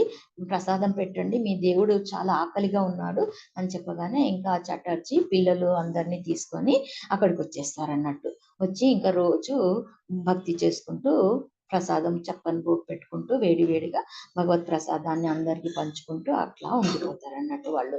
ఇంకా వాళ్ళకు ఒక కూతురు ఉంటుంది ఆ చటర్జీకి. ఆమె పెద్దగా అయిపోతుంది అన్నట్టు. అక్కడ ఆ చటర్జీకి కూతురికి పెళ్లి జరుగుతుంది అన్నట్టు. అయితే పెళ్ళికి చాలా మంది వస్తారు. వచ్చినప్పుడు పెళ్లిలో అందరూ వచ్చేస్తారు. ఇంకా అక్కడ ఒక దోపిడీ మూట కూడా వస్తుందన్నట్టు. దోపిడీ చేసుకుందాము, పెళ్లిలో ఏం జరుగుతుందో చూద్దామని చెప్పేసి ఆ దొంగలు కూడా మంచిగా డ్రెస్ వేసుకొని అబ్బాయిల తరఫు వాళ్ళలాగా వేషం వేసుకొని వచ్చేస్తారన్నట్టు. ఎప్పుడైనా ఛాన్స్ దొరికితే దోపిడీ చేద్దామన్నట్టుగా వచ్చేస్తారన్నట్టు. ఇంకా ఈ చటర్జీ ఏమో పెళ్లి సందడిలో ఏం తెలియదు కదా ఈయనకు. అట్లాగే అందరికీ ఆహ్వానం ఇచ్చేసి వాళ్ళు కూడా ఏదో పెళ్లి వాళ్ళు అయి ఉంటారని చెప్పేసి ఆ దొంగల ముఠా వాళ్ళకు కూడా ఆహ్వానం ఇచ్చి కూర్చోపెట్టి మంచిగా ఆతిథ్యం ఇచ్చి మంచిగా పెళ్లి జరిపిస్తూ ఉంటారు. ఈయన బిజీగా ఉంటారు అన్నట్టు. కన్యాదానం అవన్నీ చేయాలి కదండి, చాలా పని ఉంటుంది కదా అమ్మాయి వాళ్ళ తండ్రి అంటే. ఇంకా ఆయన బిజీ అయిపోతారు. ఇంకా ఈ దొంగలు ఛాన్స్ చూస్తూ ఉంటారు అన్నట్టు. ఎప్పుడైతే కొంచెం బిజీగా అయిపోతారో, మనకు ఛాన్స్ దొరుకుతుందో అప్పుడు దోపిడీ చేసుకుందాం అన్నట్టుగా వీళ్ళు చాలా బిజీగా ఉంటారు అన్నట్టు. చూస్తూ ఉంటారు, ఛాన్స్ చూస్తూ ఉంటారు. పెళ్ళంతా అయిపోతుంది, వీళ్ళకు ఛాన్సే దొరకదు దొంగతనం చేయడానికి. అక్కడ నుంచి పారిపోతారన్నట్టు. దొంగతనం చేయకుండానే, దోపిడీ చేయకుండానే పారిపోతాడు. ఇంకా ఒక 2, 3 రోజుల తర్వాత ఆ దొంగల ముఠాలో ఉండే యజమాని వీళ్ళింటికి వస్తాడన్నట్టు. చటర్జీ వాళ్ళ ఇంటికి. అయ్యో! చటర్జీ గారు, ఏంటి మీది అద్భుతంగా ఉంది. మీ పెళ్లిలో మేము ఒక పెద్ద ముఠా వచ్చాము దోపిడీ చేసుకుందామని. కానీ ఎప్పుడు చూసినా మీ తలపైన ఒక ప్రకాశంగా ఒక రింగు తిరుగుతూ ఉండింది. మేము ఎప్పుడు దోపిడీ చేసుకుందాం అనుకున్నా కూడా ఆ రింగు చక్రంలాగా మీ తలపైన గుర్రున తిరుగుతూ ఉంది. దాన్ని చూసి మేము సడన్ గా భయపడి అందరం పారిపోయాము చేసుకొని, దోపిడీ చేయలేకపోయాము. ఏంటి మీ తల మీద ఏం పెట్టుకొని తిరుగుతున్నారు అని చెప్పేసి అంటారన్నట్టు. అప్పుడు ఆ చటర్జీకి తెలిసిపోతది, అయ్యో భగవంతుడు చూడు నాకు ప్రొటెక్ట్ చేశాడు, జగన్నాథుడే వచ్చి ఇంత చేసుకున్నందుకు ఎంత ప్రొటెక్ట్ చేశాడు, వీళ్ళను దోపిడీ కూడా చేయలేక పారిపోయారు అంటే వాళ్ళకి చెప్తారన్నట్టు, అంతా జగన్నాథ కరుణ, నాదేం కాదు, నాకేం తెలీదు, మీరు ఎవరో కూడా తెలీదు, ఎవరో పెళ్లి వాళ్ళు అయి ఉంటారు అనుకున్నాను, నాకేం తెలీదు అంటారు. అంటే చటర్జీ అప్పుడు రియలైజ్ అవుతారు చూడండి, భగవంతుడు అలా వాళ్ళని రక్షిస్తాడు అన్నట్టు. అంత భక్తి ఉన్న భక్తులను ఆయన ఏ రూపంగానన్నా రక్షించుకుంటాడు అన్నట్టు. ఇంకా జగన్నాథ్ పురిలో ఒక చిన్న స్టోరీ చెప్తాను చూడండి. ఒక ఆయన ఉంటాడు, రఘుదాస్ ఆయన పేరు. ఆయన ఏం చేస్తాడంటే పువ్వులు తోటలో తన తోట వేసి పువ్వులన్నీ భగవంతుడికి నేను ఒక మాల గుచ్చన్న భగవంతుడికి అర్పించుకోవాలని చెప్పేసి పూల తోట వేసుకొని ఇంట్లోనే చిన్నగా ఒక రోజు ఆ పువ్వులు పూయగానే మాల తీసుకొని వెళ్తాడు అన్నట్టు టెంపుల్ కి. వెళ్తే అక్కడ ఉన్న పూజారులు పెద్ద పెద్ద మాలలు వేస్తారు కదండి, 400, 1000 రూపాయలు మాలలు వేస్తారు వాళ్ళు. ఆడంబరంగా వేస్తారు. ఈ పూజారి ఈ రఘుదాస్ తీసుకొచ్చిన పువ్వుల మాలని ఇది వెయ్యము, ఇది బయట ఉన్న దేవుడికి వేసేసి వెళ్ళిపో నువ్వు అని చెప్పేసి తరిమేస్తారు అన్నట్టు. అయ్యో, ఎంత ఆశగా ఎన్ని రోజుల నుంచి ఈ పువ్వులను నేను పెంచాను, భగవంతుడికి మాల వేయాలి, ఎట్లాగైనా లోపల ఉన్న గర్భగుడిలో ఉన్న భగవంతుడికి ఈ మాల సమర్పించుకుందామని పొద్దున్నే తెల్లవారుజామున్నే కోసి దాన్ని పువ్వులన్నీ కట్టి నేను వేశాను, నన్ను వేయనీయకుండా ఇలా చేసేసారు కదా అని ఇంటికి వెళ్ళి ఉదాసంగా కూర్చొని ఏడ్చుకుంటూ అది ఒక కొయ్యకు ఆ మాలను ఇచ్చేసేసి కూర్చుంటాడు అన్నట్టు ఉదాసంగా. అలా రోజంతా స్మరణ చేసుకుంటూ వచ్చి నేను ఎంత అభాగ్యుణ్ణి, నేను ఎంత దురదృష్టవంతుణ్ణి, ఒక చిన్న గుడిలో ఒక చిన్న సేవ కూడా చేసుకోలేకపోయాను, ఈ చిన్న పూమాలను కూడా భగవంతుడు నాకు యాక్సెప్ట్ చేయలేదు, నా జీవితం ఎందుకు అని చెప్పేసి అంత ఉదాసీనంగా కూర్చొని ఉంటాడు, ఏడుచుకుంటూ ఉంటాడు అన్నట్టు. అప్పుడు ఇంకా గుడిలో ఏమవుతుందంటే ఎంత పెద్ద మాల వేసినా కూడా కింద పడిపోతుంది. ఆ గుళ్ళో ఎంత మంచి పూలు పెట్టినా కూడా కింద పడిపోతుంది, రాలిపోతుంది అన్నట్టు. ఇంకా వీళ్ళు చూస్తారు పూజారులు, అక్కడ ఏదన్నా భగవంతుడు వరిష్ఠగా ఉన్న పూజారి దగ్గర మాట్లాడతారు అన్నట్టు. వచ్చి పూజారితోని మాట్లాడతాడు ఆ గుడిలో. ఇప్పటికి కూడా నేను ఈ టైంకు పడుకోవాలని ఎవరైతే పూజారి ఉంటారో ఆయన దగ్గర చెప్తారంట. అప్పుడు గుడి మూసేసి ఆయనను పడుకోబెడతారంట, శయనార్తి చేస్తారంట. అది 8:30 కానీ, 10:30 కానీ, 11:30 కానీ, ఎంత టైం అయినా సరే భగవంతుడు భక్తుల గురించి వేచి ఉంటాడు.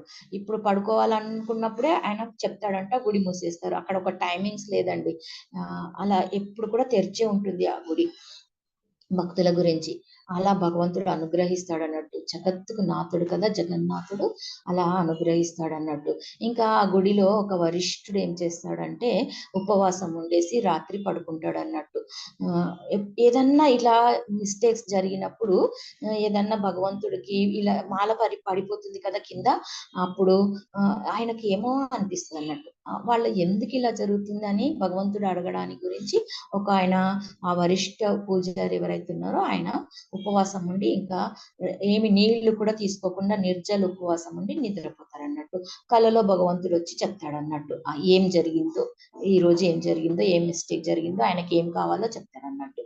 ఇంకా అలా జరుగుతుంటే ఒక రోజు, ఆ రోజు కూడా అలాగే జరుగుతుంది అన్నట్టు నిద్రపోతుంటే ఆ వరిష్ఠి పూజారి కలలో వచ్చి ఆ రఘుదాసు వేసిన పూలమాలను మీరు ఎందుకు వెనక పంపించేశారు, నాకు ఆ పూమాలనే కావాలా, ఆ పూమాల వేసుకుంటేనే మీరు వేసిన పూమాలలు నేను యాక్సెప్ట్ చేస్తాను, లేకపోతే రేపు కూడా నేను పూమాల వేసుకోను అని చెప్పేసి చెప్తారన్నట్టు. ఇంకా కలలో భగవంతుడు రాగానే పొద్దున్నే లేచి అందరు పూజారులకు మీటింగ్ తీసుకొని చూడండి నిన్న రఘుదాస్ ఉన్నాడు కదా, ఆ పూమాల తీసుకొచ్చాడు కదా, అది మనము వద్దని చెప్పేసి పంపించేశాము, ఇంకా అందుకని ఆయనను తీసుకురండి, ఇప్పుడు ఆయన ఇంటికి వెళ్ళి ఆయన పూమాలను తీసుకురండి, అప్పుడే భగవంతుడు యాక్సెప్ట్ చేస్తాడు అని చెప్పేసి చెప్పగానే ఇంకా వీళ్ళకి అందరికీ బుద్ధి వస్తుంది అన్నట్టు.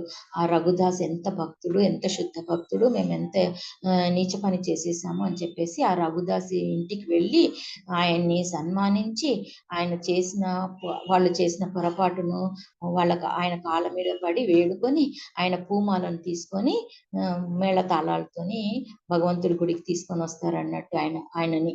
ఇంకా రోజు ఆయన గుచ్చుకొని వచ్చిన పూమాలను ఆయన చేతులారా లోపలికి ఆహ్వానించి ముందు వేయిస్తారన్నట్టు, తర్వాతనే వీళ్ళు పూమాలలన్నీ వేస్తారన్నట్టు. అలా జరుగుతూ ఉంటే ఆయనకు భక్తి ఎంత పెరిగిపోతుందంటే భగవంతుడితోని అంత సహజంగా సహవాసంగా ఉంటాడు అన్నట్టు.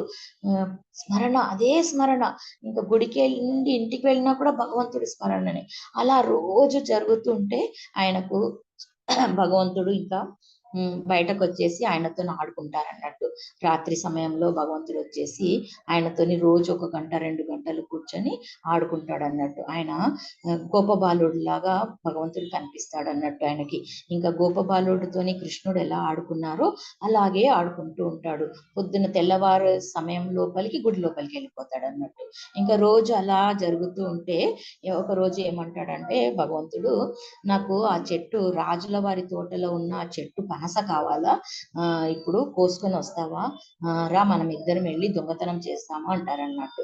అంటే అయ్యో భగవంతుడా, నీవేంటి దొంగతనం చేయడము, నీకు కావాలంటే రాజుగారికి నేను చెప్తాను, రేపు పొద్దున వెళ్ళి బండి నిండా పనస పండు పంపిస్తారు ఆయన అని చెప్పేసి రఘుదాస్ అంటాడు అన్నట్టు. ఆహా, నాకు అట్లాంటిది కాదు, నేను దొంగిలించి తింటేనే నాకు చాలా ఆనందంగా ఉంటది, వ్రజలో కూడా నేను మా అమ్మ ఎంతో మంచి మంచి వెన్న చేసి పెడుతుంది ఫ్రెష్ గా, అయినా కూడా నేను అందరి ఇళ్ళకి పోయి దొంగిలించి వెన్న తినేవాడిని, నాకు మళ్ళీ ఆ గుర్తొస్తుంది, నాకు ఇప్పుడు దొంగిలించిన పండే కావాలా, నువ్వు చెట్టు పైకి ఎక్కు, నేను కింద పట్టుకుంటాను, కింద పడకుండా నువ్వు వెళ్ళు అని చెప్పేసి చెప్తాడన్నట్టు భగవంతుడు జగన్నాథుడు. సరే అని అయ్యో పాపం అడుగుతున్నాడు కదా అని ఆ రాత్రి చెట్టు పైకి ఎక్కుతాడు అన్నట్టు. ఎక్కగానే మంచి పండు పైకి వెళ్ళి మంచి పండు కోసి పగలకుండా ఆయన చేయిలో వేద్దాం అనుకునే సమయానికి భగవంతుడు ఉండడు కింద. అయ్యో జగన్నాథ జగన్నాథ ఎక్కడికి వెళ్ళిపోయావు, ఇది క్యాచ్ చెయ్యి, కింద పడితే పగిలిపోతుంది కదా, ఈ పండు చాలా బాగుంది, చాలా మంచి స్మెల్ వస్తుంది, మంచి పండు పనస కోసాను నీకు, నీ తీసుకో తీసుకో అని చెప్పేస్తే ఆయన ఇంకా ఉండడు అన్నట్టు.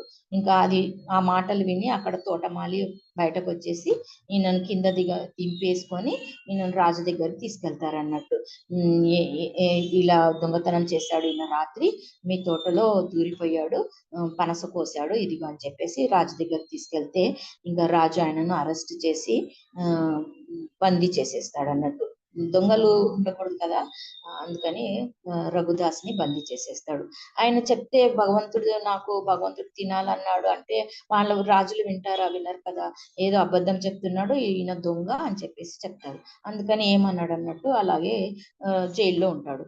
ఇంకా నెక్స్ట్ డే రాత్రి రాజు కలలో వచ్చి భగవంతుడు ఆయనను వదిలేయి ఆ రఘుదాసుని నేనే కొయ్యమని చెప్పాను, నాకు తినాలని ఉండింది, అంత లోపల ఆయన అరిచే లోపల ఆ తోటమాలి వచ్చేసాడు, అందుకని నేను ఇక్కడ ఇలాగే పారిపోయి వచ్చేసాను, అందుకని ఆ రఘుదాస్ని వదిలేసి ఆ జైల్లో నుంచి వదిలేసి అని చెప్పేసి భగవంతుడు చెప్తాడు అన్నట్టు. సరే అని పొద్దున్నే రఘుదాస్ని వదిలేస్తారు. ఇంకా అలా కొన్ని రోజులు, చాలా రోజులు అలాగే ఆడుకుంటూ ఉంటారు. ఎవ్వరికి తెలియదు అన్నట్టు రఘుదాస్ ఇంకా భగవంతుడు ఆడుకుంటున్నది ఎవరికి తెలియదు. అలా కొన్ని రోజుల తర్వాత రఘుదాసు చాలా ముసలోడైపోతాడు, ఇంకా సిక్ అయిపోతాడు అన్నట్టు. ఇంకా బాగా విరేచనాలు వచ్చేస్తది. ఎవ్వరు కూడా దగ్గరికి రారు అన్నట్టు. ఆ విరేచనాల్లో జబ్బులో ఆయన అలాగే పడి ఉంటాడు అన్నట్టు. భగవంతుడు వచ్చి క్లీన్ చేస్తాడు అన్నట్టు. రోజు క్లీన్ చేసేసి ఆయన బట్టలు మార్చేసి ఆయనను సేవ చేస్తాడు అన్నట్టు. భగవంతుడే వచ్చి స్వయంగా అంత గలీజ్గా ఉన్నా కూడా పక్కింటి వాళ్ళు రారు, పిల్లలు భార్య ఎవరి దగ్గరికి రారు అన్నట్టు. ఆ రఘుదాస్ దగ్గరికి ముక్కు మూసుకొని అందరు వెళ్ళిపోతారు. ఆ భగవంతుడు వచ్చి క్లీన్ చేసేసి రోజు వెళ్తారు అన్నట్టు. అప్పుడు భగవంతుడిని ఆయనకు తెలుసు కదా భగవంతుడు వస్తున్నాడు అని చెప్పేసి, ఎందుకంటే ఎన్ని రోజులు ఆడుకున్నాడు కదా, ఆ స్పర్శ తెలిసిపోతుంది అన్నట్టు. అయ్యో నువ్వెందుకు ఇలా వచ్చారు, మీకేమిటి ఈ కర్మ, వద్దు వద్దు నేనే ఎలాగైనా క్లీన్ చేసుకుంటాను, నన్ను వదిలేయండి అని చెప్పేసి భగవంతుని కాలు పట్టుకుంటాడు అన్నట్టు. ఏమీ లేదు రఘుదాస్, ఇది నీ ప్రారబ్ధ కర్మ, ఇది కొన్ని రోజులు ఉండిపోతుంది, తర్వాత నా ధామానికి వచ్చేస్తావు, నేను నీతోనే ఆడుకుంటాను అని చెప్పేసి చెప్తాడు అన్నట్టు. ఇంకా కొన్ని రోజుల తర్వాత ఆయన శరీరం వదిలేసి భగవద్ధామానికి వెళ్ళిపోయి సత్తుల్లాగా అక్కడ గోలోకంలో ఆడుకుంటూ ఉంటారు అన్నట్టు భగవంతుడితో. అంటే మనం ఏ భావనలో భగవంతుడితో సేవ చేస్తామో మనకు ఆ భావనలో గోలోకంలో ఆ సర్వీస్ దొరుకుతుంది. మనం చాలాసార్లు విన్నాం కదండి, పూతన ఏ భావనలో ఆయనను ఒడిలో తీసుకుంది, తల్లి భావనలో, నేను ఈ పిల్లవాడికి విషం పాలు ఇవ్వాలని. కానీ ఆ భగవంతుడు ఆమెకు తల్లి స్నానం ఇచ్చేసి ఆమెను ఇమీడియట్ గా గోలోకి తీసుకెళ్ళిపోయాడు కదా. అలా మనము భగవంతుడితోని పశ్చాత్తాపం చేసుకుంటూ, ఇందాక చెప్పాను కదా, తండ్రి లాగానో కొడుకు లాగానో నన్ను క్షమించేసే మిత్రుడి లాగానో తల్లి లాగానో, తల్లి కొడుకుకు ఏ శిక్ష విధించినా కూడా క్షమాపణ చేసుకుంటాడు కదా కొడుకు. అలా నన్ను ఏ భావనలో మనం పోల్చుకుంటే భగవంతుడు అలా ఆ భావనతోని మనకు ఇక్కడ సర్వీస్ ఇస్తాడు అన్నట్టు. ఇక్కడ నుంచి మనల్ని విముక్తుడు చేస్తాడు. అంత మనము సర్వీస్ ఓరియంటెడ్ గా, అంత క్లీన్ గా, అంత సర్వీస్ చేసుకోవాలన్నట్టు. ఇంకా ఇది ముగించే ముందు ఒక చిన్న పాట పాడుతున్నాం చూడండి. శ్రీల గోవిందదాస్ కవిరాజు రాసిందన్నట్టు ఈ పాట చాలా బాగుంటది. మనము ఏ భావనలో భగవంతుడిని ప్రార్థించాలన్నట్టుగా ఒక చిన్న సాంగ్ అన్నట్టు ఇది. భజహురే మన శ్రీనందనందన అభయ చరణర విందరే, దుర్లభ మానవ జనమ సత్సంగే तारा हो ये भव सिंधुरे, भजहु रे मन श्री नंदनंदन अभय चरण रविंदरे, शीतापन बात बरीषण ये दिन जामिनी जागिरे, विफल सेविनो कृपण दुरजन चपल सुकलभ लागिरे, ये धन यौवन पुत्र परिजन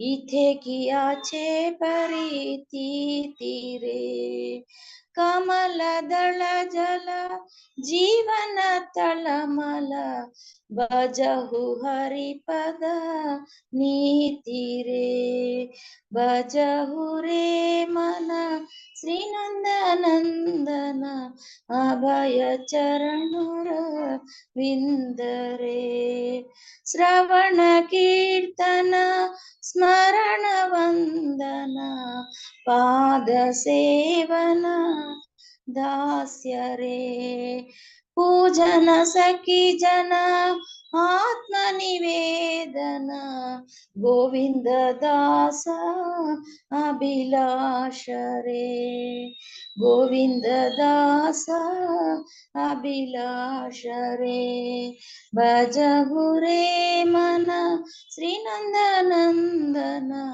अभय चरण विंदरे, अभय चरण विंदरे. అంటే ఇక్కడ గోవింద కవిరాజు ఏం చెప్తున్నారంటే, ఓ మనసా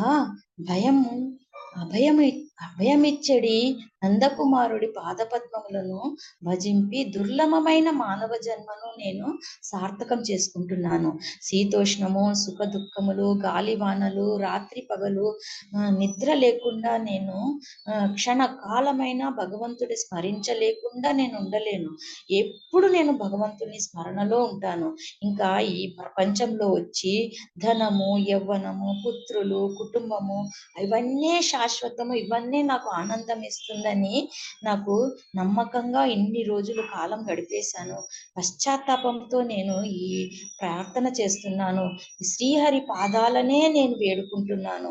ఇంకా నీ గుణగణాలను, కీర్తనలు సదా వినుకుంటూ స్మరిస్తూ ఈ నవవిధ భక్తి ఉంది కదా, స్తుతిస్తూ భగవంతుని పాదసేవ చేసుకుంటూ దాసునిగా, సేవకుడిగా పుష్పాలను, దీపాలను భగవంతుడికి అర్పించుకుంటూ స్నేహంతో, ఆత్మ సమర్పణతో నేను ఈ భగవంతుణ్ణి పూజించాలని నాకు ఈ చిన్న అభిలాష ఉంది, ఈ కోరిక ఉంది, తీర్చుమని చెప్పేసి భగవంతుణ్ణి ప్రాధేయపడుతున్నాడు. ఇలాగే మన ప్రార్థనలు కూడా దీంట్లో పెట్టి మనము రోజు ప్రార్థన చేసుకుంటూ భగవంతుడి భక్తి చేసుకోవాలి. ఈ అవకాశం ఇచ్చినందుకు బాలగోవింద ప్రభుజీకి చాలా కృతజ్ఞరాలని. హరే కృష్ణ హరే కృష్ణ కృష్ణ కృష్ణ హరే హరే, హరే రామ రామ రామ హరే హరే. హరే కృష్ణ మాతాజీ అండ్ ప్రభుజీ, చాలా థ్యాంక్ యూ. హరే కృష్ణ మాతాజీ, చాలా అద్భుతంగా చెప్పారు అనురాధ మాతాజీ. అసలు మీరు చెప్పారు కదా మాతాజీ, ఒక కోరిక మనల్ని ఎంత క్రోధంలోకి కామం అది తీసుకెళ్ళిపోతుందో. నిజం మాతాజీ, ఒకప్పుడు మనం భౌతికంలో ఉన్నప్పుడు ఎంత ఫ్రస్ట్రేషన్ కి, ఎన్ని కోపాలు, ఎన్ని అనర్థాలకు తీసుకెళ్తుందంటే నిజమే మాతాజీ. అసలు అద్భుతం మాతాజీ. అసలు ఆ చేపల గురించి నిజంగా మాతాజీ, ఆ కొట్టుకుంటున్న చేపల్లాగే మేము ఉన్నాము. ఏదైతే మౌనంగా ఉందో ఆ చేపలాగా మీరున్నారు మాతాజీ. ఇంత భక్తి చేస్తా, ఇంత ఉన్నప్పటికీ సైలెంట్ గా అలాగా కామ్గా వెళ్ళిపోతారు. అసలు మీరు పాడిన అది కూడా భలే ఉంది మాతాజీ, భజహూరే, అది కూడా చాలా బాగుంది. అసలు అద్భుతం మాతాజీ, ఎక్సలెంట్ క్లాస్ మాతాజీ, చాలా చాలా బాగుంది. మళ్ళీ మళ్ళీ వినాలనిపిస్తుంది మాతాజీ. అద్భుతం మాతాజీ. అసలు మీరు ఆ మహారాజ్ అసోసియేషన్ లో ఉండడము, అసలు వాళ్ళ సాంగత్యం తీసుకోవడం, మీరు అంత భక్తిలోకి వెళ్ళడం, మాకు కూడా ఆ కృష్ణ ప్రేమని ఇవ్వడం. అసలు టెంపుల్ కి వెళ్ళకపోతే భగవంతుడు అసలు కడుపులో పోతే ఆ పేరెంట్స్ ఎంత బాధపడతారో, భగవంతుడు కూడా అంత బాధపడతారంటే అసలు అసలు అనిపించింది మాతాజీ, మేము ఎంత ఇది చేస్తున్నాం భగవంతుడికి రోజు వెళ్ళకుండా అనేసి అనిపించింది. అన్ని వర్డ్స్ కూడా బాగా టచ్ అయ్యాయి మాతాజీ. అంటే మీరు హార్ట్ఫుల్ గా చెప్పారు, బాగా అన్ని హత్తుకునేలాగా భలేగా చెప్పారు మాతాజీ. అసలు ప్రేమగా కృష్ణ భక్తి, అసలు మీ క్లాసే అద్భుతం మాతాజీ. చాలా చాలా బాగుంది మాతాజీ, వండర్ఫుల్ క్లాస్ ప్రభుజీ కృప, ప్రభుజీ మనకు రోజు చెప్తూ Hare Mataji, Hare Krishna.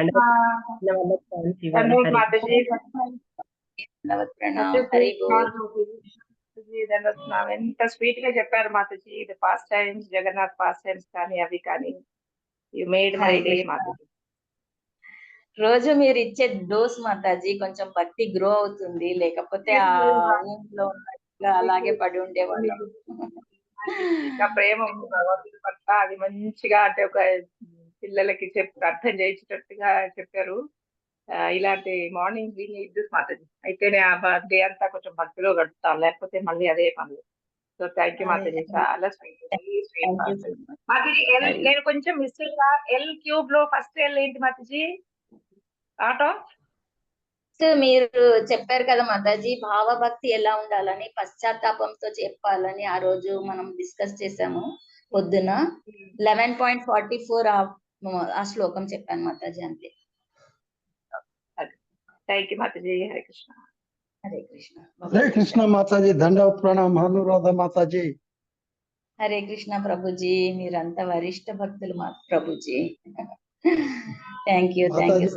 No words to say Mataji. మీరు ఎక్కడికో తీసుకెళ్లారు. అసలు భక్తిలో మీరు ఎంత పురోగతి చెందారో అర్థమవుతుంది. మీరు చెప్పిన స్టోరీస్ కానీ, పాడిన పాట కానీ, నవవిధ భక్తి తోటి అది ఎలా ఉంటుంది ఏంటని అసలు వండర్ఫుల్ మాతాజీ, చాలా చక్కగా చెప్పారు.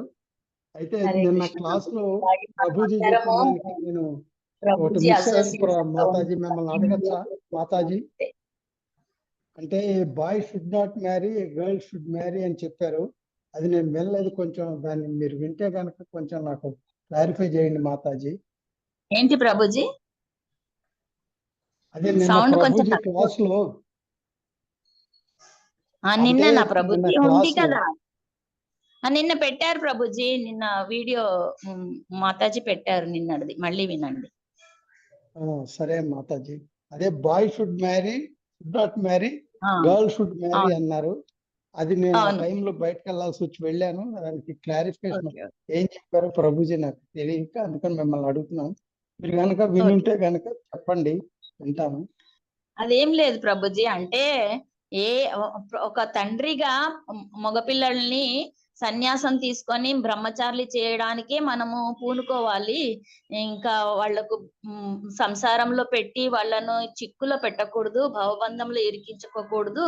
ఆడపిల్లలు అయితే ఖచ్చితంగా వాళ్ళకి పెళ్లి చేయాలి, ఎందుకంటే వాళ్ళకి సెక్యూరిటీ ఉండదు ఈ భౌతిక ప్రపంచంలో.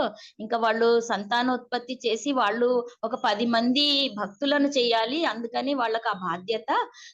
ఆడపిల్లలకు పెళ్లి చేయాలి, మగపిల్లలకు పెళ్లి చేయకూడదు అని చెప్పారు ప్రభుజీ, అంతే. కాకపోతే వరుడు దొరకాలి కదా మాతాజీ, ఆడపిల్లలు పని చేయాలంటే. ఎంతో మంది ఉన్నారు, అందరు భక్తులు అయిపోయి అది సన్యాసులు కాంట్రడిక్షన్ అయిపోయారు కదా, ప్రభుజీ. అదే కాంట్రడిక్షన్ కదా ఇప్పుడు అక్కడ. ఇప్పుడు భగవంతుడు కోరుకుంటే కానీ భక్తులు అనుగ్రహం దొరుకుతుంది మనకు. ఆ భగవంతుడు కోరుకోవాలి ఈయన సన్యాసిగానే ఉండిపోవాలని, కానీ లేకపోతే అంత ఈజీ కాదు ప్రభుజీ. మనము సన్యాసం తీసుకొని భగవంతుడికి రెనౌన్సియేషన్ అయ్యేది అంత ఈజీ కాదు ప్రపంచంలో. అంత 100 కోట్లలో ఒక 100 మంది ఉంటారు అంతే సన్యాసులు, మిగతా వాళ్ళంతా గృహస్థులే కదా ప్రభుజీ.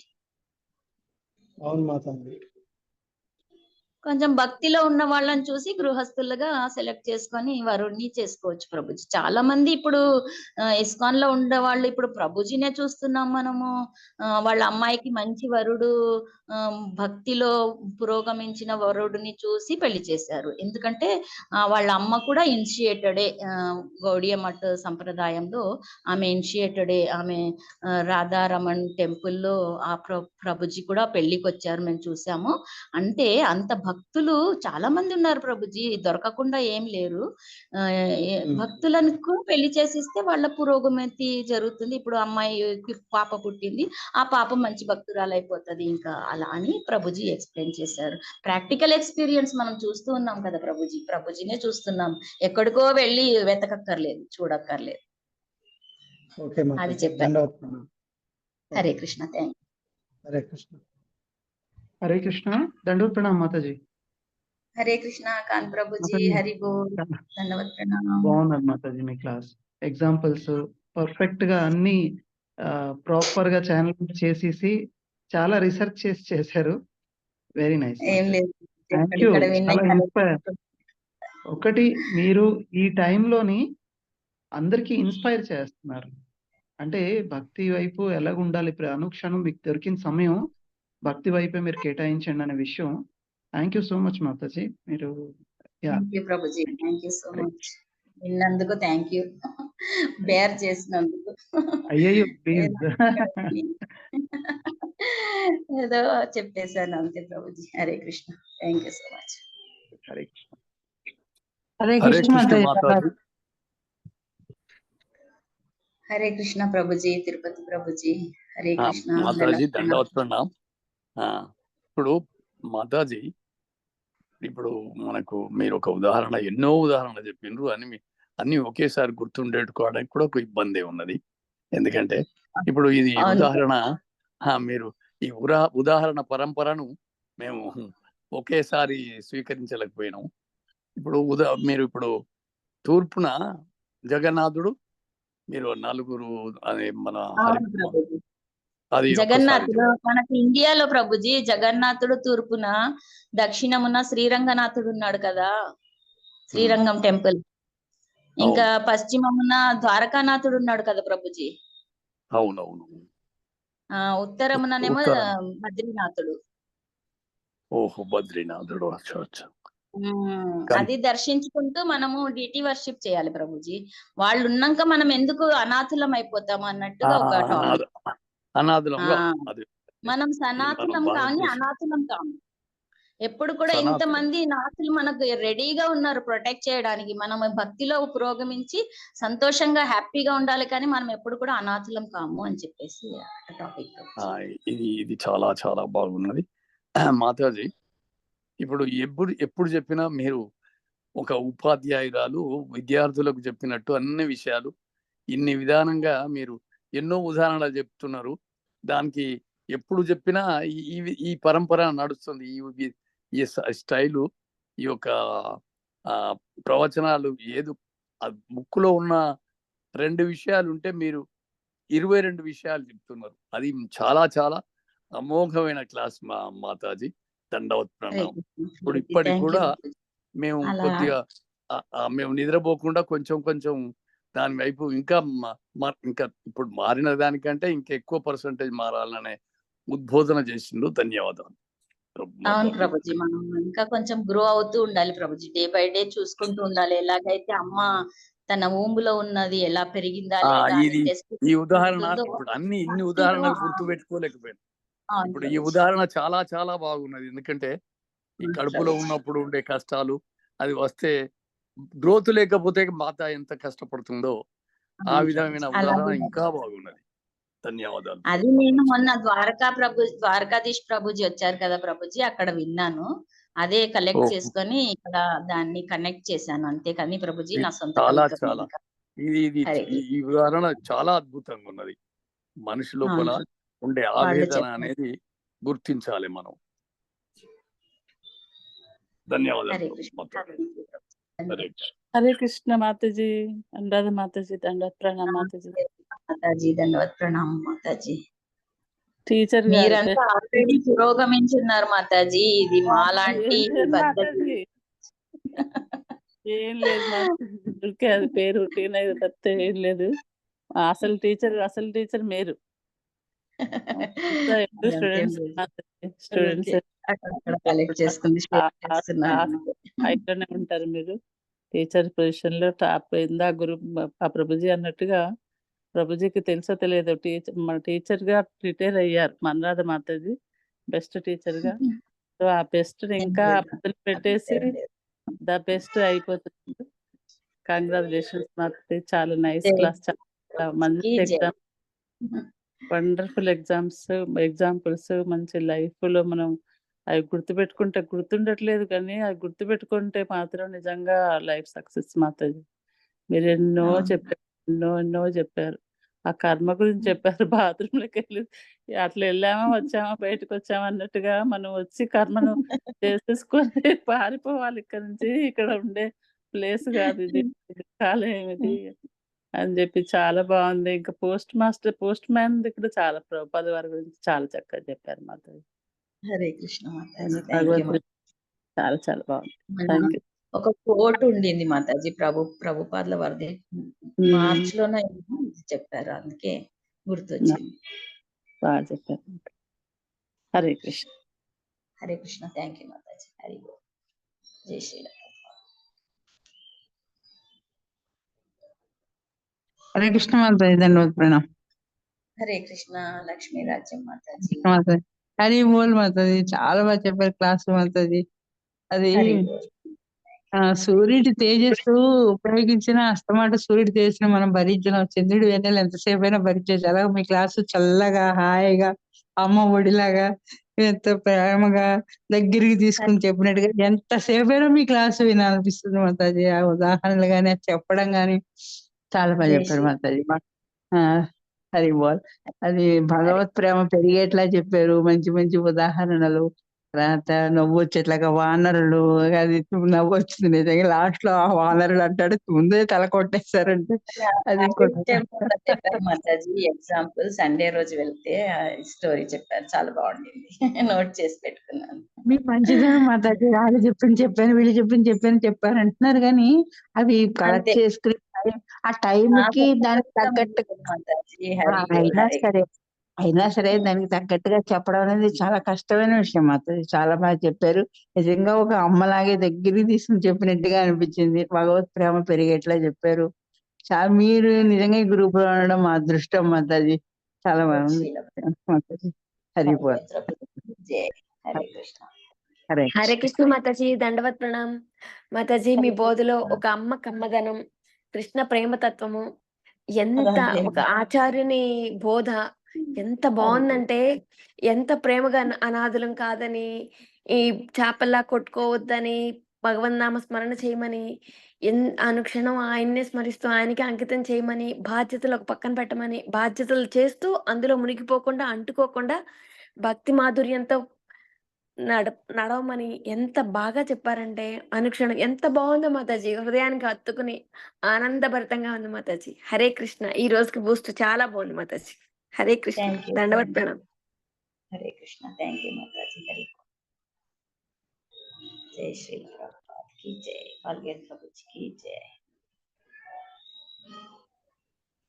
హరే కృష్ణ ప్రభుజీ. ఇంకా చూసుకుంటున్నారా? హరే కృష్ణ. మీరు 2 చేసేస్తున్నారా మాతాజీ? చేయండి మాతాజీ. అంటే ఇంకా ఎవరైనా మాట్లాడతారేమో అని ఆగాను. ఓకే మాతాజీ, టైం అయిపోయింది ఆల్రెడీ. 8:30 అవుతుంది. అందరు బయలుదేరాలి, ఆఫీస్ లోకి వెళ్ళాలి.